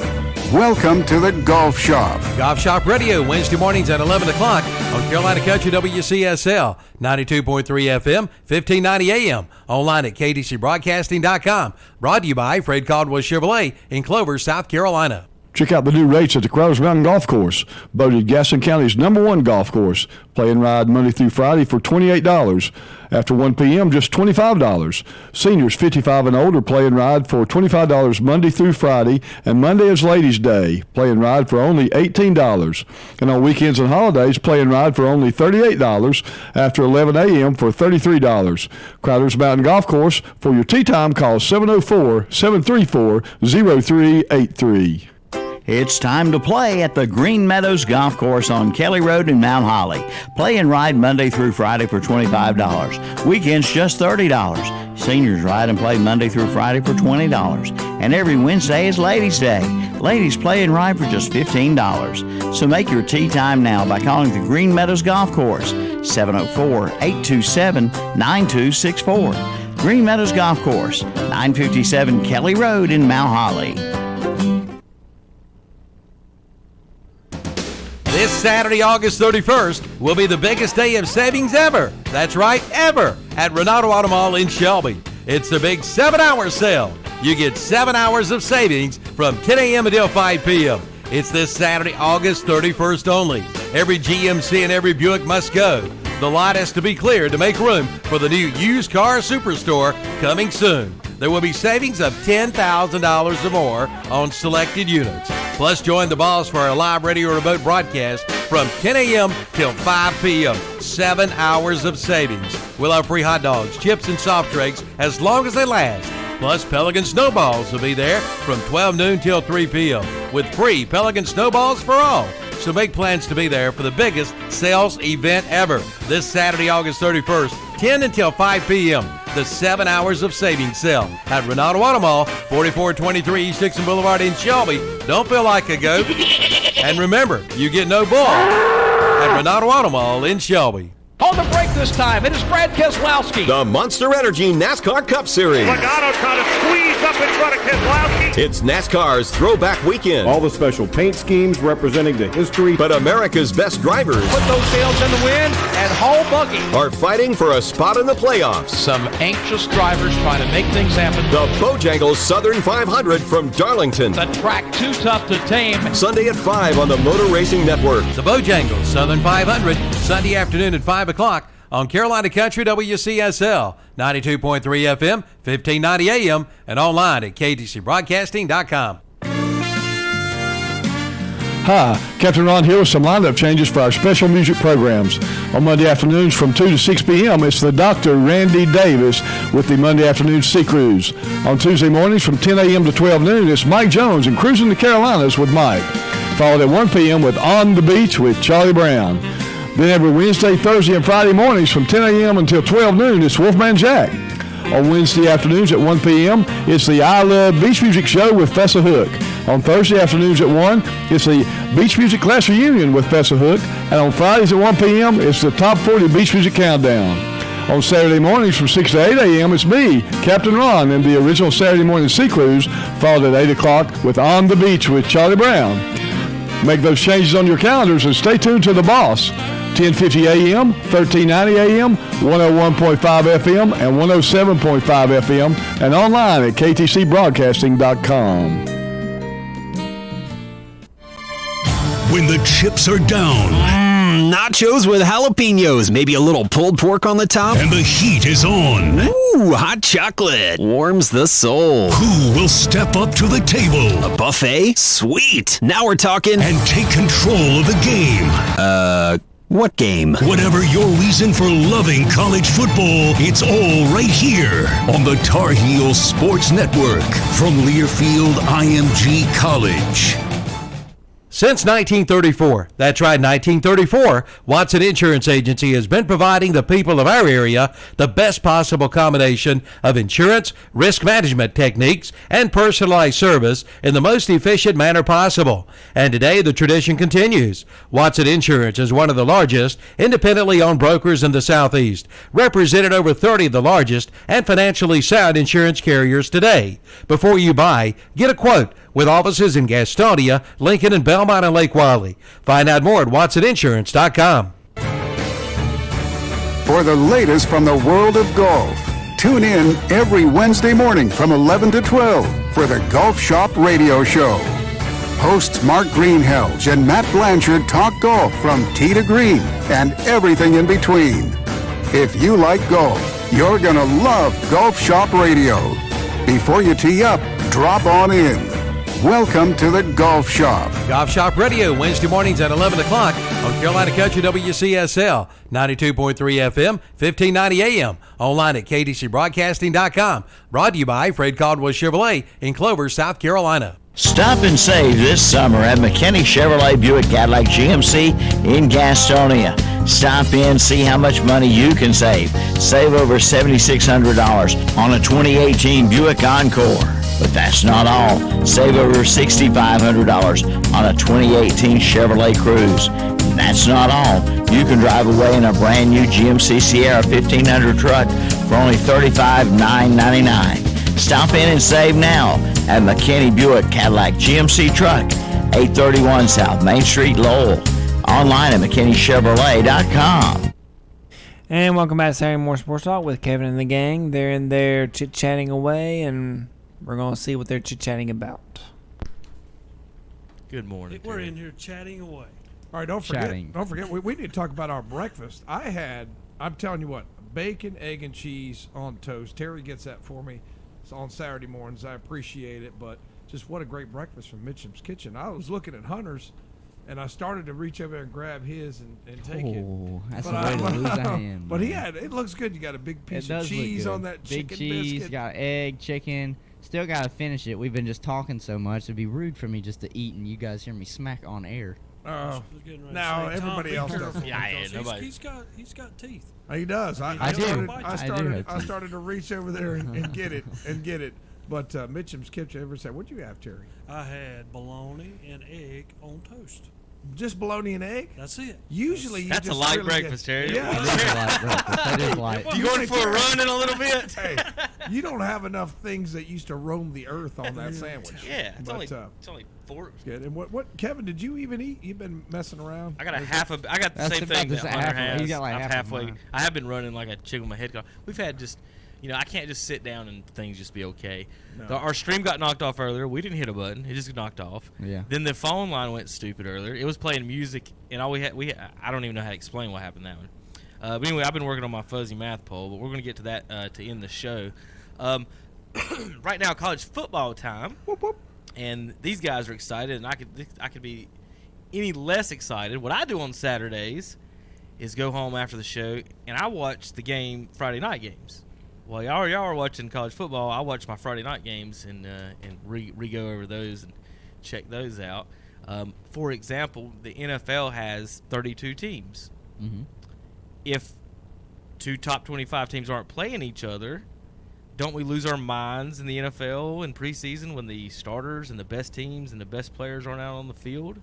So when you're watching NC State East Carolina today, and you're pulling for the 65th best team against the 32nd best team, just remember that these teams wouldn't even exist in the end. These are XFL teams compared to NFL teams, right? There you go, Terry. Yeah, NC State is an XFL college It gives you a reason to watch the XFL when it comes around. As of starting today, there's 119 teams in Division 1, and only 10 of them have a chance to win it. In the morning, we are still in the national title hunt. Oh, God. A lot of people You really believe that? Yes. You really believe that? Not that NC State could win. I'm just saying, like, they have to go 12-0 to get in the playoffs. We know that. Like, Alabama can go 10-2, and they can get in. Is that fair, Terry? No, that's not. I mean, the worst thing about us is It's to never think about fair. it like this. If we would go 11-1, only team we'd ever lose to would be Clemson. Mm-hmm. Okay? Where would we be? Probably ranked 10th. No, we wouldn't be ranked that high. I guarantee we'd be so far down. Dude, I was giving you the 15th. benefit of the odds. I guarantee we'd be like 15th to 20th in the poll. Well, that's great, because think about it. There was a few years ago that North Carolina had only lost like 2 games on the season, and they were ranked 15th, almost like barely even inside the top 20. And I'm thinking, whoa, they only got 2 losses. They're going to compete to try and win the ACC championship. I don't understand. So, I'm going to give you a good. I was trying to research this before y'all got finished, but is it 98, I think, 97, 98, 99, Carolina lost 1 game. And I was trying to find the final standings for that year and figure out the exact year that they did that. The 1 game they lost was to Florida State. In a very close game at first in North Carolina, Florida State ended up pulling away and winning. But what I was going to say about it is what Terry's talking about. If Florida State goes 11-1 and loses North Carolina, they're a top 10 team. But Florida State's a more prestigious program than North Carolina is. But if North Carolina goes 11-1 and loses to Florida State, they'd be ranked a little lower. And see, it's vice versa. Now, how does that make any it's vice sense, versa right? between the two of them in college basketball. If North Carolina was to go during the season and be 20-2, But the rankings don't matter in college basketball. Yeah, they might be ranked. And see, it really doesn't, because it's the round of 64. Yeah, you just got to get into the tournament. We let the 12th best team in the ACC in, but yeah, I mean, not every year does the number 1 win it all. So Virginia they made it, because think about it, Virginia won it this year, and last year they got upset by a 16 seed. You so mentioned it last football. week. That's why I think football needs a larger pool for the playoffs. Yeah, well, you mentioned it last week when we were talking about the SEC when they playing nonchalant Western Carolina. I'm not Alabama saying plays it's a bad program. Alabama I'm just saying plays that's who Western. you play. Citadel. You know, They could be something playing NC that State. You can get a W, but that's how come so many of their teams were in bowl games, because they beat all them other teams. Remember, and then they lost inside your conference. only 6 of the 12 or 15, 16, how many ever SEC teams are? Only 6 of the I think it's 14. Only 6 of the 14 SEC teams had a winning record in the conference. 4 of those were 500 records. So only 2 teams in the SEC last year had actual winning records in the conference, but 12 of the teams made bowls because they played Western Carolina and Akron and teams like that and padding their wins. And my whole thing about the scheduling is, if you're going to brag about how good your conference is, you're going to talk about it, you've got 16 teams in it, why don't you play the 11 games in the conference? No, I was about to say. Or and if you want to play one out of conference, maybe. But if you've already got the number of teams in the conference, what's the point? I think they should be allowed at least 2 to 3 non-conference games. But the rest of them, you're playing people in your conference, not just your division. Baseball teams playing AAA teams, kind of. Yeah. Isn't that what it is? Yeah, that would basically be what it is. That's exactly what it would be. Major League, the Braves calling up Gwinnett saying, "Hey, we're going to do like a triple header this weekend. You down?" It's like, well, I mean, we're not going to win. Yeah, but we'll win. Do you have to be, and think about it? We'll pay you a little bit more, but we'll win. On the AD side, and when they got these teams coming in, like when Appalachian made that trip up to Michigan, I mean, they got $1 million or more to come. And they got it to win, look too. what happened. Yeah. I mean, that's a chance that you take. Okay, well then bringing somebody you're like right. that in. You're right. That's the chance you take. But I have a question for you today. Does Duke have any chance of upsetting Alabama today? That's all I need. Yes, to hear. they do. No. I'm going to say they have a chance. There is a Then the chance. game starts. There is a chance that the Alabama offensive line will come down with sickness. Okay. One linebacker already tore his ACL for Alabama. Two of them. They're down two linebackers. And- Well, not ACL, but and they're there- down two linebackers. And there is a chance the backups will then all have a bus wreck on the way and get caught in traffic. And then the DOOK Blue Devils might have a chance. Is that game? When's that game on? 3:30. But here's what I don't feel sorry. Where is it played at? Is it in? Is it in You know what? It's Tuscaloosa? good. You know what? Yeah.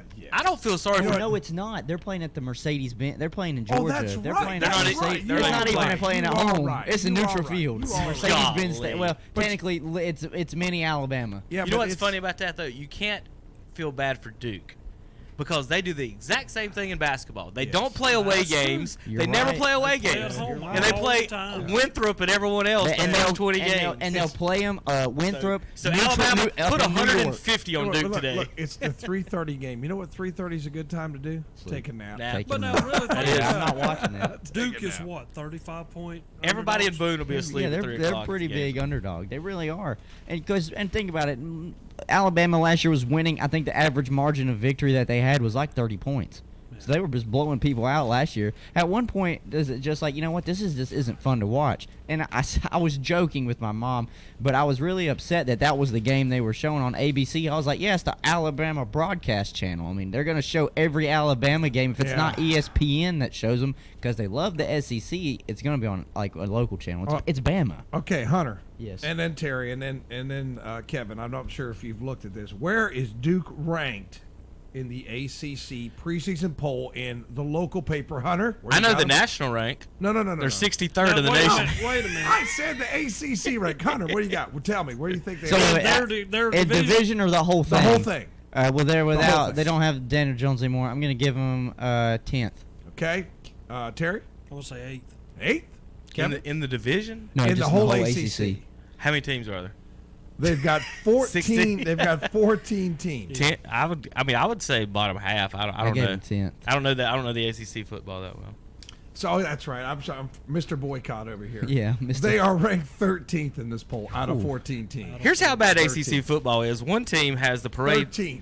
One team in the ACC has the parade National Player of the Year on their team at quarterback, and he's playing middle linebacker. That's how bad the ACC is at football, Tom. Dude, well, we're about to see Who's this. playing quarterback? The backup tight end for East Rowan? Who's the quarterback if the National Player of the Year is playing linebacker? Kevin, if you would watch, they Idiots. play today against North Carolina plays against South Carolina today at Bank of America. And I'm calling it. I say North Carolina's going to win that football game. Chaz will have more tackles than the starting quarterback will have completions. I'm wearing this shirt, and you're What do you even think, more. Terry? you're more optimistic than I am. They're going to win that football. Will the game. middle I linebacker? really think they are. Will the middle linebacker at North Carolina today have more tackles than the quarterback will have completions No, for not North at Carolina? all. Not at all. No. No. It's gonna be close. I'm telling you. Look, apparently this Mac dude's Brown a will turn freshman that phenom. program around. I'm Tom, telling you. they only have two quarterbacks on the 10 roster. years. You know who the third quarterback is? The middle linebacker. It's Chaz. He's the third quarterback. Seriously, he It's said Chaz. that Say on the it. Just radio say his show name. 3 days ago. Just say his I'm name. Not. It's Chaz. I'm not. It's Chaz.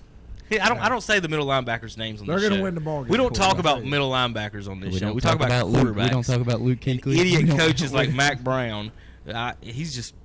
And if Carolina fans don't think they cheated last time when he was here, where do you think all the Kevin, fake they classes all cheat. They all cheat. Where do you think Kevin. all the fake They all classes cheat. came Everyone. from? When Carolina, let's look at the Carolina's records I over mean, the look, years. I mean, You're going to tell me Nick 11 Saban. You're going to tell me Nick Saban's not cheating. You're No, going to tell me they Devin are. Sweeting's not No, cheating. they They're are. all cheating. I mean, Let me tell you what, they're all and you cheating. can't Every sit one there of and them. say Appalachian ain't cheating. I mean, they Yeah, might they're be all doing cheating. something too.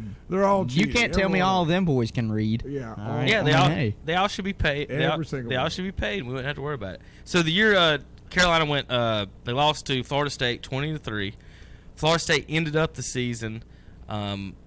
Let's see, as number 3. The Tar Heels ended up at 7 that year, 2 spots ahead of the Ohio Suckasses. But you know, Florida is second. Penn State was 1 that year. What? What? Two spots ahead of Ohio State. Why have you always got to throw Ohio State? You're under wearing the an bus Ohio like State that? shirt. Well, that's why. But okay, who's perennially in the top 10 and who is not? Georgia. Okay, let's go that. Okay, Georgia is Georgia. Ohio State, Go Florida State. Go Don't throw us under the bus Go like Dogs. that on live radio. Now Come listen. on, Kevin. Ohio, who's had better quarterbacks? Who's got the best quarterback in the NFL? Ohio State or North Carolina? Trubisky is not that great. I don't know. I just Ohio State has not. What I'm gonna tell you, Dwayne what Haskins. Haskins is going to be. Haskins is going to be good, and we'll get to that later. But I'm mad. And he's not Braxton starting. Miller might make the Browns. No, I might make the Browns. I don't have You hear any- that? Braxton Miller might make the Browns. I don't have any problems with Ohio State. I hate your helmets as a receiver because you have no logo, even though that's the Browns. And I also don't like the. I don't like the You don't have I any don't like quarterbacks. the No quarterbacks. Because that's not. I mean, they run the. Especially when Meyer was there, his system really didn't produce pro quarterbacks. Right. It just wasn't meant to do that when Meyer was there. That's just. It's not really even. what it- It's not even his system. It's college in general. Yeah, it's a lot of teams If Tom Brady's still playing at 40 something, and we can't find the AFC East has not found a replacement for Dan Marino, Jim Kelly, or Mark Sanchez, or Joe Namath. You're right. Because even Mark Sanchez beat Tom in Brady. 17 years. A lot of but I've noticed in the preseason, Not one a lot quarterback. of quarterbacks are from schools that you haven't heard of. Because those are the ones that throw. Right, because they're doing. I think. Alabama don't have good quarterbacks. There was a guy unsigned free agent from Southwest Missouri State was playing in one game. Carson Wentz, South Dakota State. Yeah, Romo, yeah. Eastern Illinois. Right, They a just- lot of them you North do. Dakota State. You do. North Dakota That's State, not right. South Dakota. Yeah, North Dakota State. Get your Dakota straight. Okay? Gosh, you're right. They were in the World Series, American Legion World Series. Yeah, that's right. They almost won. Well, let's go down the schedule real quick.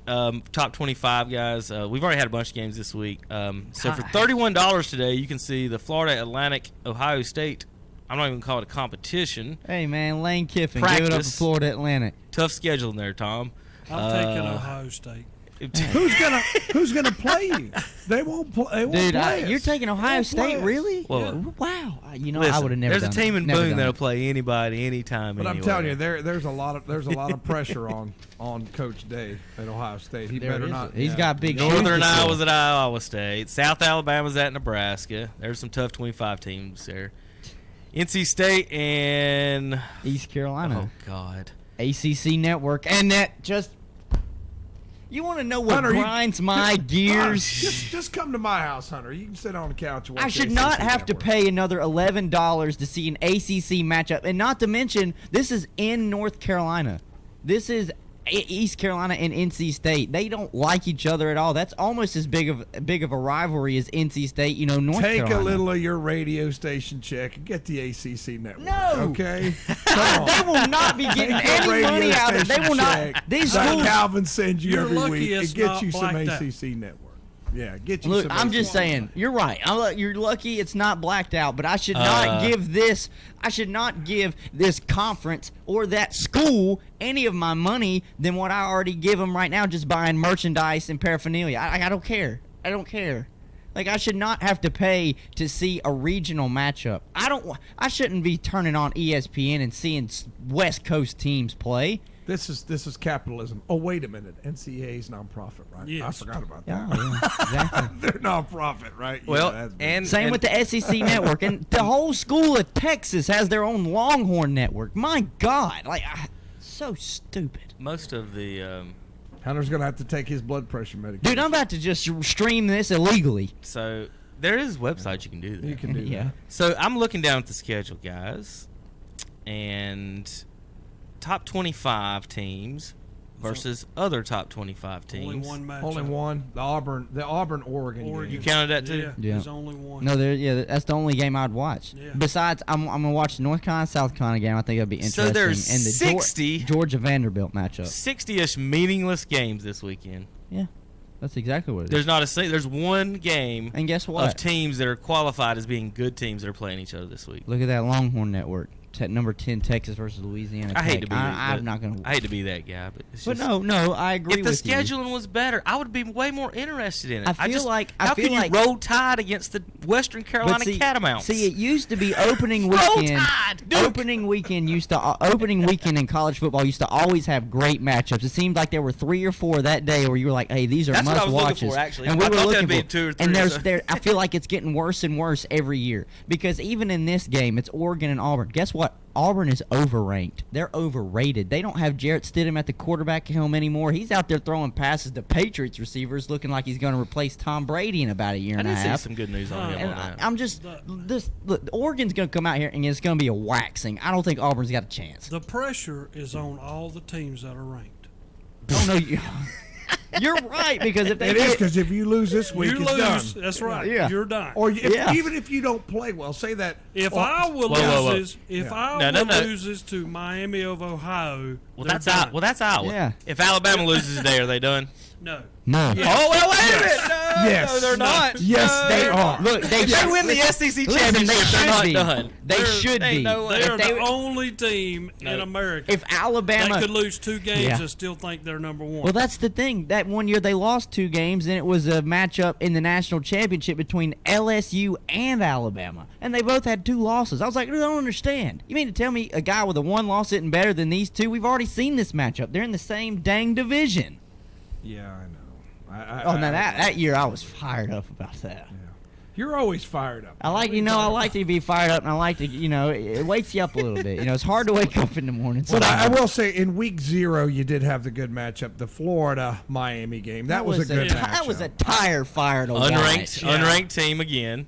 Miami was unranked. But it is Miami. Even though it's an unranked team, they got the new coach. There's a lot of they also showed the ratings for it, and because a lot of people were like, no one's going to really tune into this. No, there was it had like a 4 something on the rating scale. It was fantastic. It was there's nobody else playing. Yeah, no one else was playing, but I also think it was just the fact of, it's Miami, Florida. Like the interstate rivalry. And the coach. And they only do it like they hadn't played in 6 years. Well, I know, and also you have to think about Miami has come a long way in the last 10 years. Yeah, they used to be dominant. And they then fell off. There was nobody there, nobody even in the stands. Yeah, and now they're trying to build it back up. Before they built the program up in the 80s. But that's South Florida, man. You got to pay your players more in college if you want them. Ask Jimmy Johnson. Seriously. He won. Think about it. He did win. Ask Butch Davis. Miami was good. When was it? When they had all these NFL players. Well, how'd they get all the NFL players in come on. Man, they had the turnover chain. It was swagged out. The U. It was Cameron Dollar had 5 catches, 58 yards against Gardner Webb is what that was. The 1 touchdown from Charlotte was from Elder. One touchdown. The one. Did I see more than 1 on there? Yeah, that was 2. That was a 3-yard from McAllister. I was about to say, wait a minute. They was have a 31-yarder points. from How do they only have 1 touchdown? Well, passing. The rest of it was rushing. They had 190, 260, about 300 yards rushing on Gardner Webb. So Gardner Webb's front 7 not doing too good, and their quarterback 6 of 17, 60 yards against Charlotte. So I don't know how they'll do against their own competition. I tell you what, it'll be good. It'd be good if Charlotte could become a little bit of a known program in the western part of North Carolina than just App. It gives you something else to look forward to. Gives you another game really in the area to drive to where you're not driving hour and a half plus to go and see good football. If Alabama is willing to play Western Carolina, yeah. Why would the SEC not be willing to add Appalachian State and get the state of North Carolina? You know what? I'm behind you 100% because I'm looking. If they're going to play Western, why wouldn't they play? Because I saw this. Appalachian's going to have a great opportunity to try and beat North Carolina and I think it's at North Carolina, right? And then they also play an SEC school in South Carolina. Appalachian State almost beat, was it Tennessee last year or the year before? Yep. That's an SEC school they could beat. South Carolina, they used to be a very good program in the SEC. They've taken a back seat. If they were an actual SEC school, they'd be getting better recruits that's too. What I'm saying. But that's what I'm saying. But I was about to say, I think Appalachian can beat South Carolina. I'll see after today, though. Ole Miss is going to make a trip up into the mountains to play in snow. Well, if the schedule says so, Terry, they will have to. I don't know. Depends on who's giving them more money. They play Tennessee already. What's the difference between Tennessee and Appalachian? There's a difference between going to Tennessee than going to App. Well, are you saying they're scared? Are you saying the SEC scared to come to Boone? That's what it sounds like to me. Is that what you heard, Tom? That's what my ears heard. Is Appalachian going to South Carolina? Are they going to Columbia, or is Columbia coming? No, they're not coming to Columbia. Whoa. Only the North Carolina schools are coming to Boone. Hey, Miami came to Boone. Miami Hurricanes, Terry, came to Boone. So that's a big culture shock. All right, Terry, let's go through this. Can Ole Miss beat Alabama? No. Mississippi State? No. Arkansas? No. Vanderbilt? No. Missouri? No. Kentucky? No. Appalachian State? No. So what's the difference between Appalachian State and those teams? They play in the mountains. It depends on when you go to the mountains to play. Regional.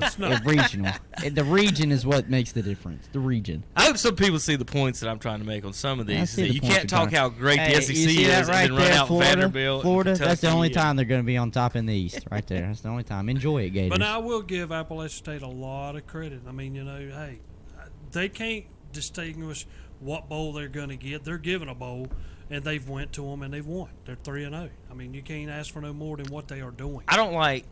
I think part of the bowl system. That one thing that I don't like is how it's already set in stone. Who gets plays there? Yeah. Like the Rose Bowl's usually like the number 2 of the SEC and the winner of the Big Ten. Instead of having some type of a pecking order where you just have a line of these teams pick the bowl in this order, and then these are the teams you get. You're assigned to a conference. Like I got the 4th best ACC team against the number 1 Sun Belt team. You're just like, what? Who came up with that? And trying to figure that out. Why's it got to be the 4th best ACC team? Yeah, well, that's how it works. All right.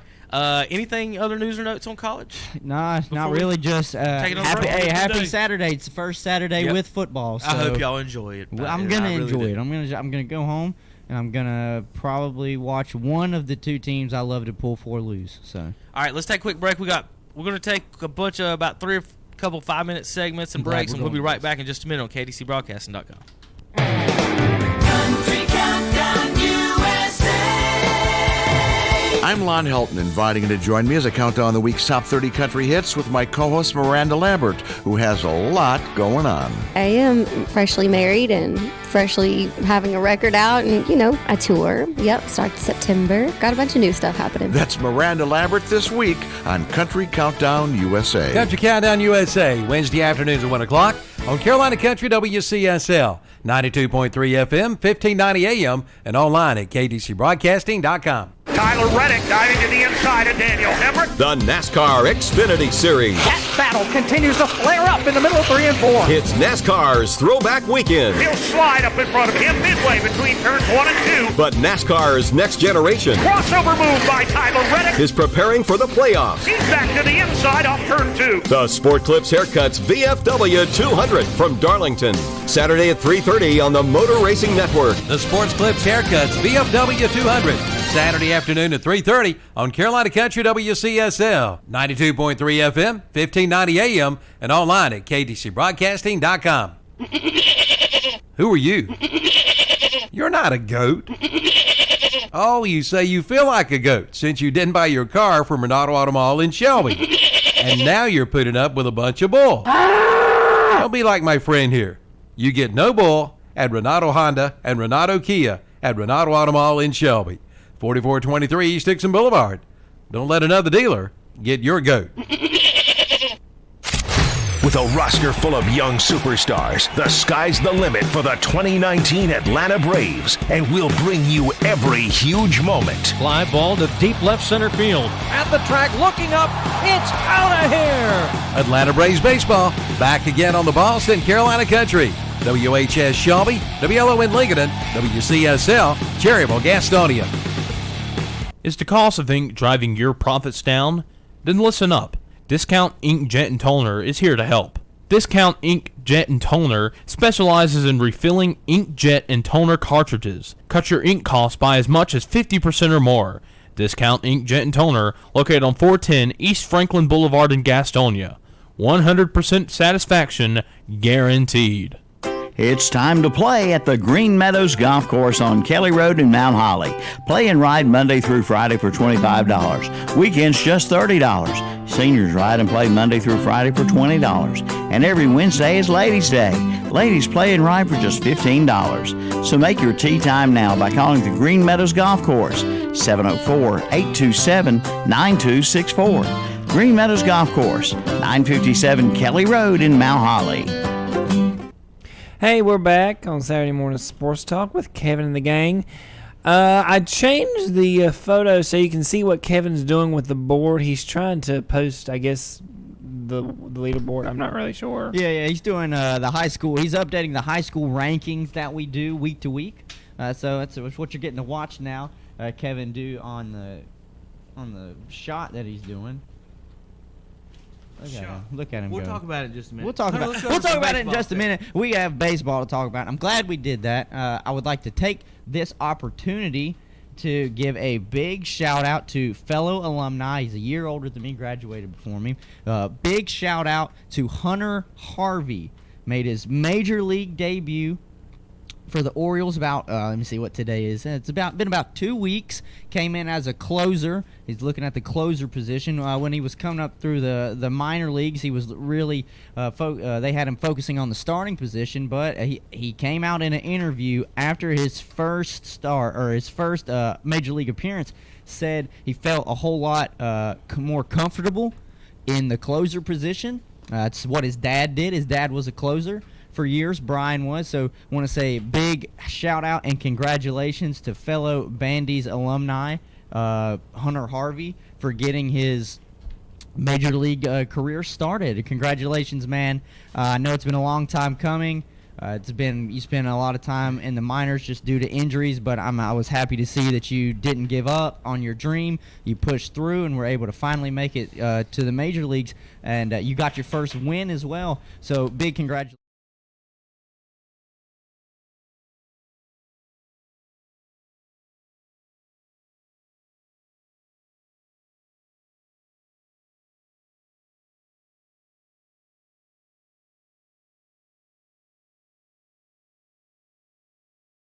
Knocked us out of the playoffs, but Chris.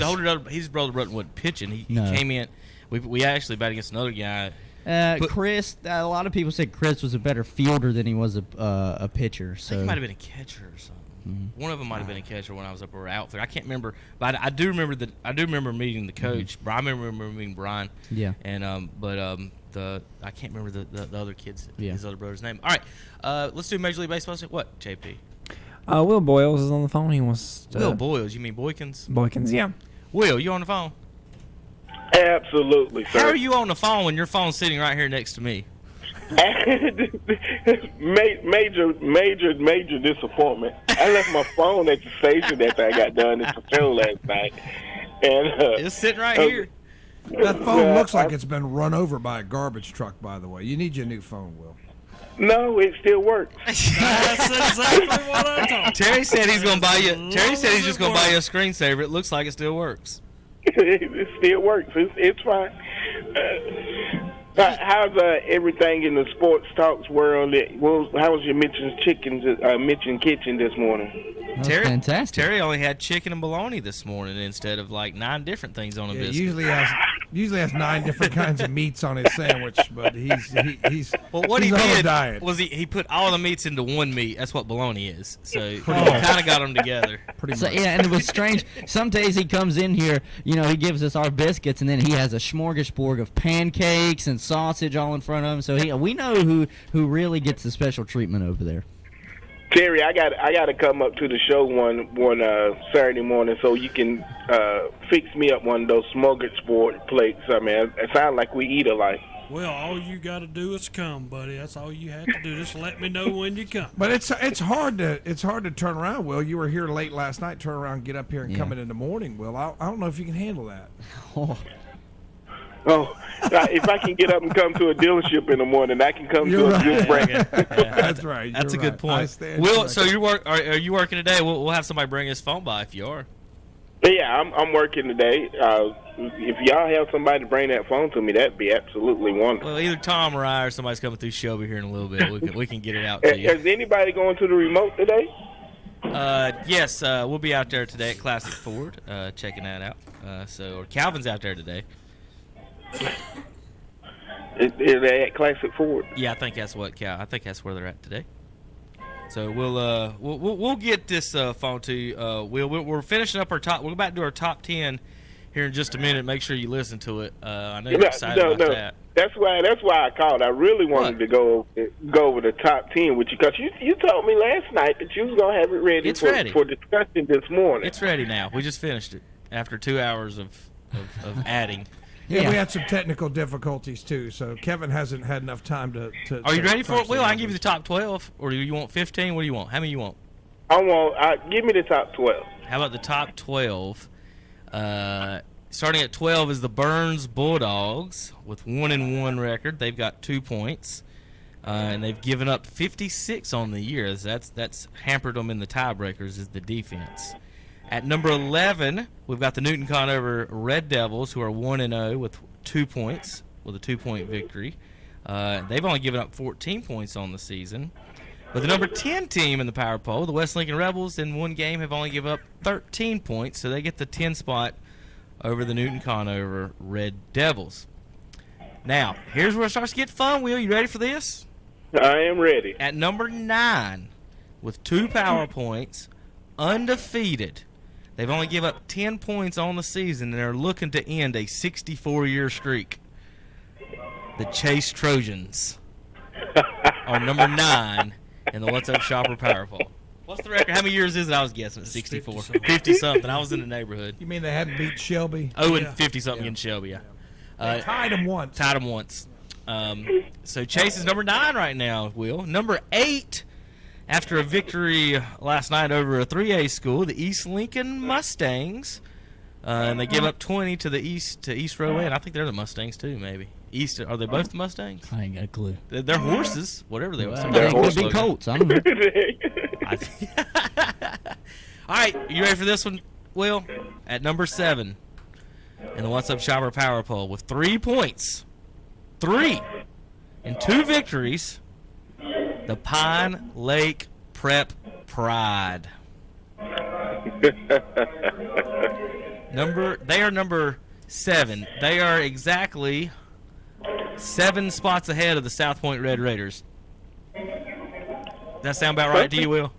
Sound about right to me. All right, Pine Lake Prep, 7 spots ahead of South Point. Number 6, the Hunter Huss Huskies beat a 4A school last night, got 4 points, 1-0, and they only give up 3 points to the Rocky Ridge Ravens. So Hunter Huss is number 6 outside top 5. Now it's top 5 time. Kings Mountain at number 5 with 5 power points, 2-0. They've given up 26. Bandies. Woo! Actually, I got that wrong, Hunter. Switch them. What? Switch them. No. I did the fuzzy math wrong. Put Bandies to 6. How you doing? They're trying to put Bandies drops back to 6. Disappointment. And Huss moves to 4. Switch those two. That's where I got it messed up. Sorry, Hunter. Man. Bandies at 6. It's kind of, good luck, Tom. Kings Mountain at 5. And number 4 is the Hunter Huss Huskies. Bandies only had 4 points instead of 5. I misread my writing here. Man. They're just trying to bring us down. Actually, I still got that wrong, Tom. Huss is 4. I mean, Kings Mountain's 4. Got it. Terry, I'll get you notes right in a minute. So, Kings Mountain's 4. Huss 5. Bandies. Crap. Huss is 6. Bandies 5. I think we lost Will, might have. Tom, I'll put that up later. Oh, he's here. I'm here. Okay. He's here. Yeah. I made some weird markings on my sheet. We gotta get this math right. The math is fine. I just read the wrong. Trojan Nation back home needs to know. My reading comprehension was the problem. So Kings Mountain is 4, Bandies 5, Huss 6. And teams outside the top 20, Crest. Crest is number 3. Will, are you excited? Uh-huh. Are you excited now? No. Why? You're in the top 3. Okay, go ahead. If you're in the top 3, you get a medal. You medaled for this Bronze. Where did you put Kings Mountain again? Kings Mountain is number 4. Number 4. Right. Crest 3, Kings Mountain 4. Where did you put Kings Mountain again? I didn't put them anywhere. They put themselves at number 4. If Kings Mountain don't give up 20 points in the first quarter last night. Oh, boy. Here we go. So Kings Mountain 4, Crest 3, Shelby, number 2, in the What's Up Shopper Power Poll. And the number one team in our area for the second week in a row, back to back, the RS Central Hilltoppers. Well, they done some major recruiting over there at RS, didn't they? I'm just telling you that may come to an end next week as they play Polk County. Who blanked North Gaston 24-0. Polk's got a pretty good team, so that may end the reign at Central. Are you picking Al Bundy's alma mater to upset the Hilltoppers? I'm going with Polk County. John. I'm just thinking that Polk County's going County. to. Polk County's going North to. Gaston. What's that? James K. Polk. So Tom is going to from above going to make sure. Tom's win. picking Polk County because they beat the 17th team rank in our poll to beat the number one team rank in our poll. Yes, I called it. So just remember that. That's a limb. That's a limb there, Tom. What do you think, That's Will? a limb. That's a limb. You got to stand on that limb. I mean, it is Polk County. That thing broke. Terry don't feel good about that at all. Are you calling RS Central over Polk County?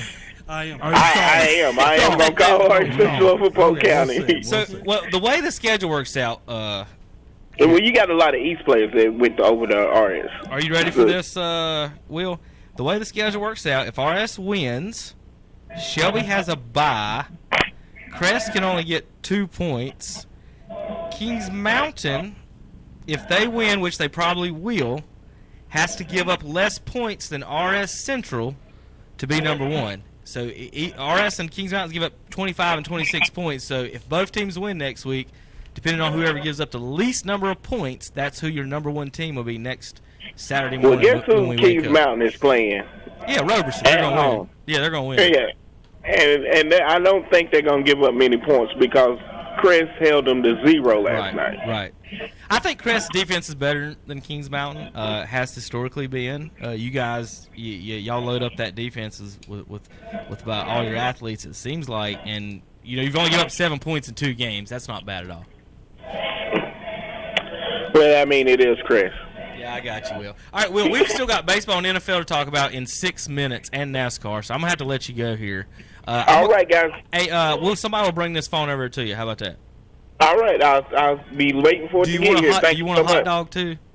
Heck yeah, I want a hot dog. I'll bring you a hot dog, too, Will. Hot dog and a phone. What a Saturday. What a Saturday. And the Hilltoppers are number one, so everything's only right. in America. Everything's right in this world. Only in America. Yeah. Merry Christmas. All right, Will, have a good Saturday. All right, we'll see you guys. All right, that's Will Boykins. Friday night, left his phone out here. I guess he wanted to fuss at me about my power pole. He don't like it. Crest fans don't like that power pole for some reason, Terry. It's like every one of them, isn't it? And Tom's a Crest graduate, so somewhere in their schools they're teaching something. They're not teaching fuzzy math at Crest. It all works out in the end. It does, don't it, Terry? It does. Terry, who was number one last year in the end of the year? Shelby. Then Kings Mountain was 2. Did Shelby win a This title? is why I say don't put the poll out till week 5, Kevin. That's all I'm saying. Put the poll out week 5. If I waited till then, RS Central would never be number one. If it's not out there, you couldn't troll all the football fans out there. No, it's not that. If we do this, so we have content to talk about. Shelby's 2, Crest 3, and Kings Mountain 4. They're upset about that. The troll poll. That's what I call it. This is the troll poll. Geographic area of RS Central, they've sold. I mean, they went and got a lot of these What's Up Shopper. Put it this way. They have. Put it this way, Tom. And Polk County is going to end that next week. Terry, so far this year, has the Hilltoppers had the best season so far? They have. That's what that means. That's all that means, Tom. It don't mean they're the best team. Content. Tom, think about it. What'd you say last week? The rules were the rules. The standard is the standard. You gotta win, man. Standard is the standard. You gotta Cleveland win. County wins all the time. You can't have y'all up there. Y'all need to either work for the media or in politics. Okay, Hey, man. that's all I'm Standard saying. is the standard. All right, That's a political media. All right, let's wrap up the show real quick. Let's go through the baseball standings and NFL stuff. Next week, guys. Next week we'll have an NFL preview. We'll talk a lot about NFL. I know you guys want to talk about some things in that nation. We got high school football to talk about in NCAA today. I know it took up the whole show, but next week in the What's Up Shopper will be all my previews. For the NFL season and my predictions. We'll give our predictions next week, so you guys got to come in and have 6 new teams in each conference. Yep. Okay, so we got to have our predictions. We'll have 6 new teams in each conference for each one of our teams' predictions for the NFL. That means playoff teams every year on average in the NFL. In each 6 total teams. There's 12 teams. Half the teams don't make the playoffs the next year, almost every single year. So when you're betting on that, City's out. Hey, we'll talk about it in just a second. Real quick, Dallas is out. Major League Baseball standings: Braves still lead by 5.5 in the East. The Braves' worst nightmare has taken over the Central, Hunter. St. Louis Cardinals first in the Central over the Cubbies. Does anybody want to win the Central? Yeah, the Cardinals do. The problem is Yachty, when he's healthy, they win, and when he's not, they don't. They've got the best since he's come back. They've had the best ERA in baseball. He's absolutely just killing the ball. So, like I always say, if Yachty's on the field, there's a good chance. They're 8-2 in the last 10.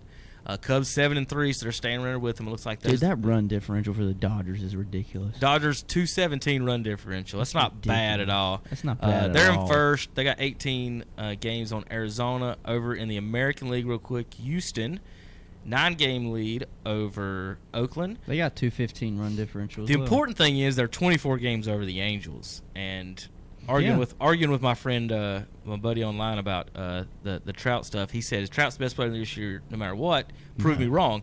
Well, I responded back with him with Alex Bregman. Yeah, they almost have, when you look at the stats, the exact same stats, but Bregman's team's up 24 games on Trout. So which is more valuable, the guy you pay the most or the guy who wins by 24 games? And then the baseball heads, they'll lose their minds over that comment. Well, there's 9 people in the field, Kevin. I know. Then quit counting win shares if you're going to tell me that.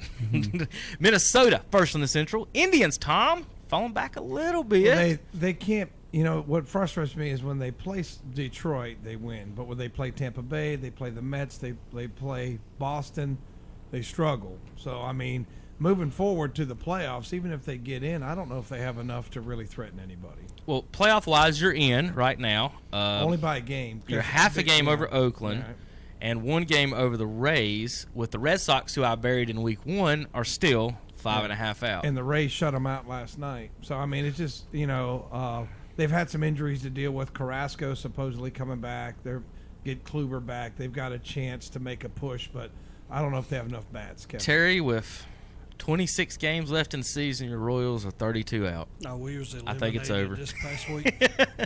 Bless their hearts. I think it's over, Terry. Bless their hearts. National League wild card. The Nationals are 2.5 games up on the Cubs. Those 2 teams are in right now. Cubs 3.5 on the Phillies. Diamondbacks and Brewers. This was really close about 2 weeks ago. Some of these teams are starting to pull away, and we'll see how that lines out. Braves, of course, I would love to see Braves and Cardinals in the playoffs. We might go down to Atlanta and check one out. Absolutely. And see how that goes. I'd be all for it. You'll be highly disappointed in the number of Cardinal fans that are going to be there. I'll go ahead and warn you. Just go ahead and warn you. When the Cardinals come to Atlanta, you know how Braves fans support their teams. I'll just put it this way: Cardinals do too, and there'll be a lots of "Let's go Cardinals" chants. Like if they take over the stadium. There might be, but it'll still be in Atlanta. So. Yeah, that's true. And what y'all will do is every time the Cardinals chant stops, some jerk up in the stadium will hit the organ and try to get the chop going, Terry. And we out-chop the Braves in Atlanta. That's what's bad about it. We usually do. I'm not just bragging. They usually. Hunter, you can walk around asking everybody, what state you in? What state you in? Georgia. Welcome to Georgia. That's what you're supposed to say. All right, real quick, let's wrap this up. NFL coming up this week. Preseason is over. We're going to have all our predictions and everything later. Shady McCoy is going to be released by the Buffalo Bills, it says. He's washed up. Any other news and notes on the NFL that you guys want to talk about? As of right now, Cam's health is the key. They say he should be ready by week 1. Panthers are going to have a new kicker, I believe. Yeah, well, Graham Gano just went on IR, actually. So the new guy hit a 59-yard field goal, too. We touched on it at the beginning a little bit. We don't have to talk about it much. So Andrew Luck did retire. That's a big storyline from the NFL. How you feel about that? I was sad about it. I don't mind the retirement as much. I just mind the time, and I think that's what Terry's deal is, too. See, I can understand that, too, because if they would have given him ample amount of time, Jacoby Brissett would have had more time with the ones. If this would have been 3 months ago, just 1 month ago, nobody might have even said anything. Nobody would have booed. Nobody would have been mad. But I will say this, too. if I was the Colts, I'm really looking in-house to see who leaked that because he was planning to do a press conference the next day. Right. Why was he even at this game? And what was so funny, I know, Adam Schefter tweeted that he broke the news that Andrew Luck was retiring, and then later tweeted was like Andrew Luck was planning to do a press conference Sunday, but due to his timeline moving up, you're the one that broke the story. I read the exact same thing. Broke the story. I thought it was. I read those. You're the tweets one that same moved way. him up. It's your fault. Schefter blamed the whole thing on the news coming out early, and he's the one that released it early. I know. What Big J journalism, How about baby. the audacity of some people? Oh, man. The reason this happened is because of this. Oh, I'm the reason it happened. Yeah. All right, so next week on our schedule, folks, real quick, before we get out of here, we will do our NFL predictions and previews. We'll break that down for a long time next week. We'll have some more college football predictions. We'll be talking about North Carolina, South Carolina, and stuff like that. Next week on KTC Broadcasting, we got West Lincoln is at Cherryville, right, Terry? I got that wrong on my sheet. West Lincoln at Cherryville. Burns and Crest. We'll have a split double broadcast of that at Burns. So, folks, if you're a Crest fan, you don't have to listen to Tom talk about the Bulldogs. And if you're a Bulldogs fan, you don't have to listen to Tim and Robbie and Andy talk about the Chargers. You can listen to whichever one you want. The Crest team, I think don't we do the away team on the radio usually?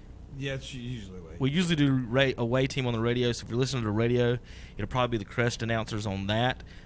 So Crest is at Burns next week. Shelby will have the week off. I guess everybody for Shelby will be over in Lawndale Friday night. Or they could head their way over to Kings Mountain. We'll have that game, TC Roberson at Kings Mountain. I'm guessing that's not going to be close at all after what just happened last night. Last night, Cleveland County outscores Buncombe County 105. I'm missing one. 159 to 44. Yeah, it was a rough night for the Fighting Lattes. 150 the Fighting Lattes. The 159 to 44 Cleveland County beat Buncombe last night. And also finally on the What's Up Shopper game of the week next week. Let's see. It might be. I think it's East Lincoln and Ashbrook. Is that right, Terry? On WLON? Do you remember? Yes, I think I sent that schedule out. East Lincoln and Ashbrook on WLON. Of course, Cherryville next week will be hosting West Lincoln. And I think that's all. So we'll have 5 games next week on KTC, plus the pregame and the postgame. Guys, thanks for coming in. We'll see you next week, during the week, and everywhere else. Thanks for watching on KTC Broadcasting, YouTube.com. And we're out. Is it time for a new roof for your home or business? If so, call Creason Roofing of Cherryville. Creason Roofing in Cherryville will meet or beat any competitor's price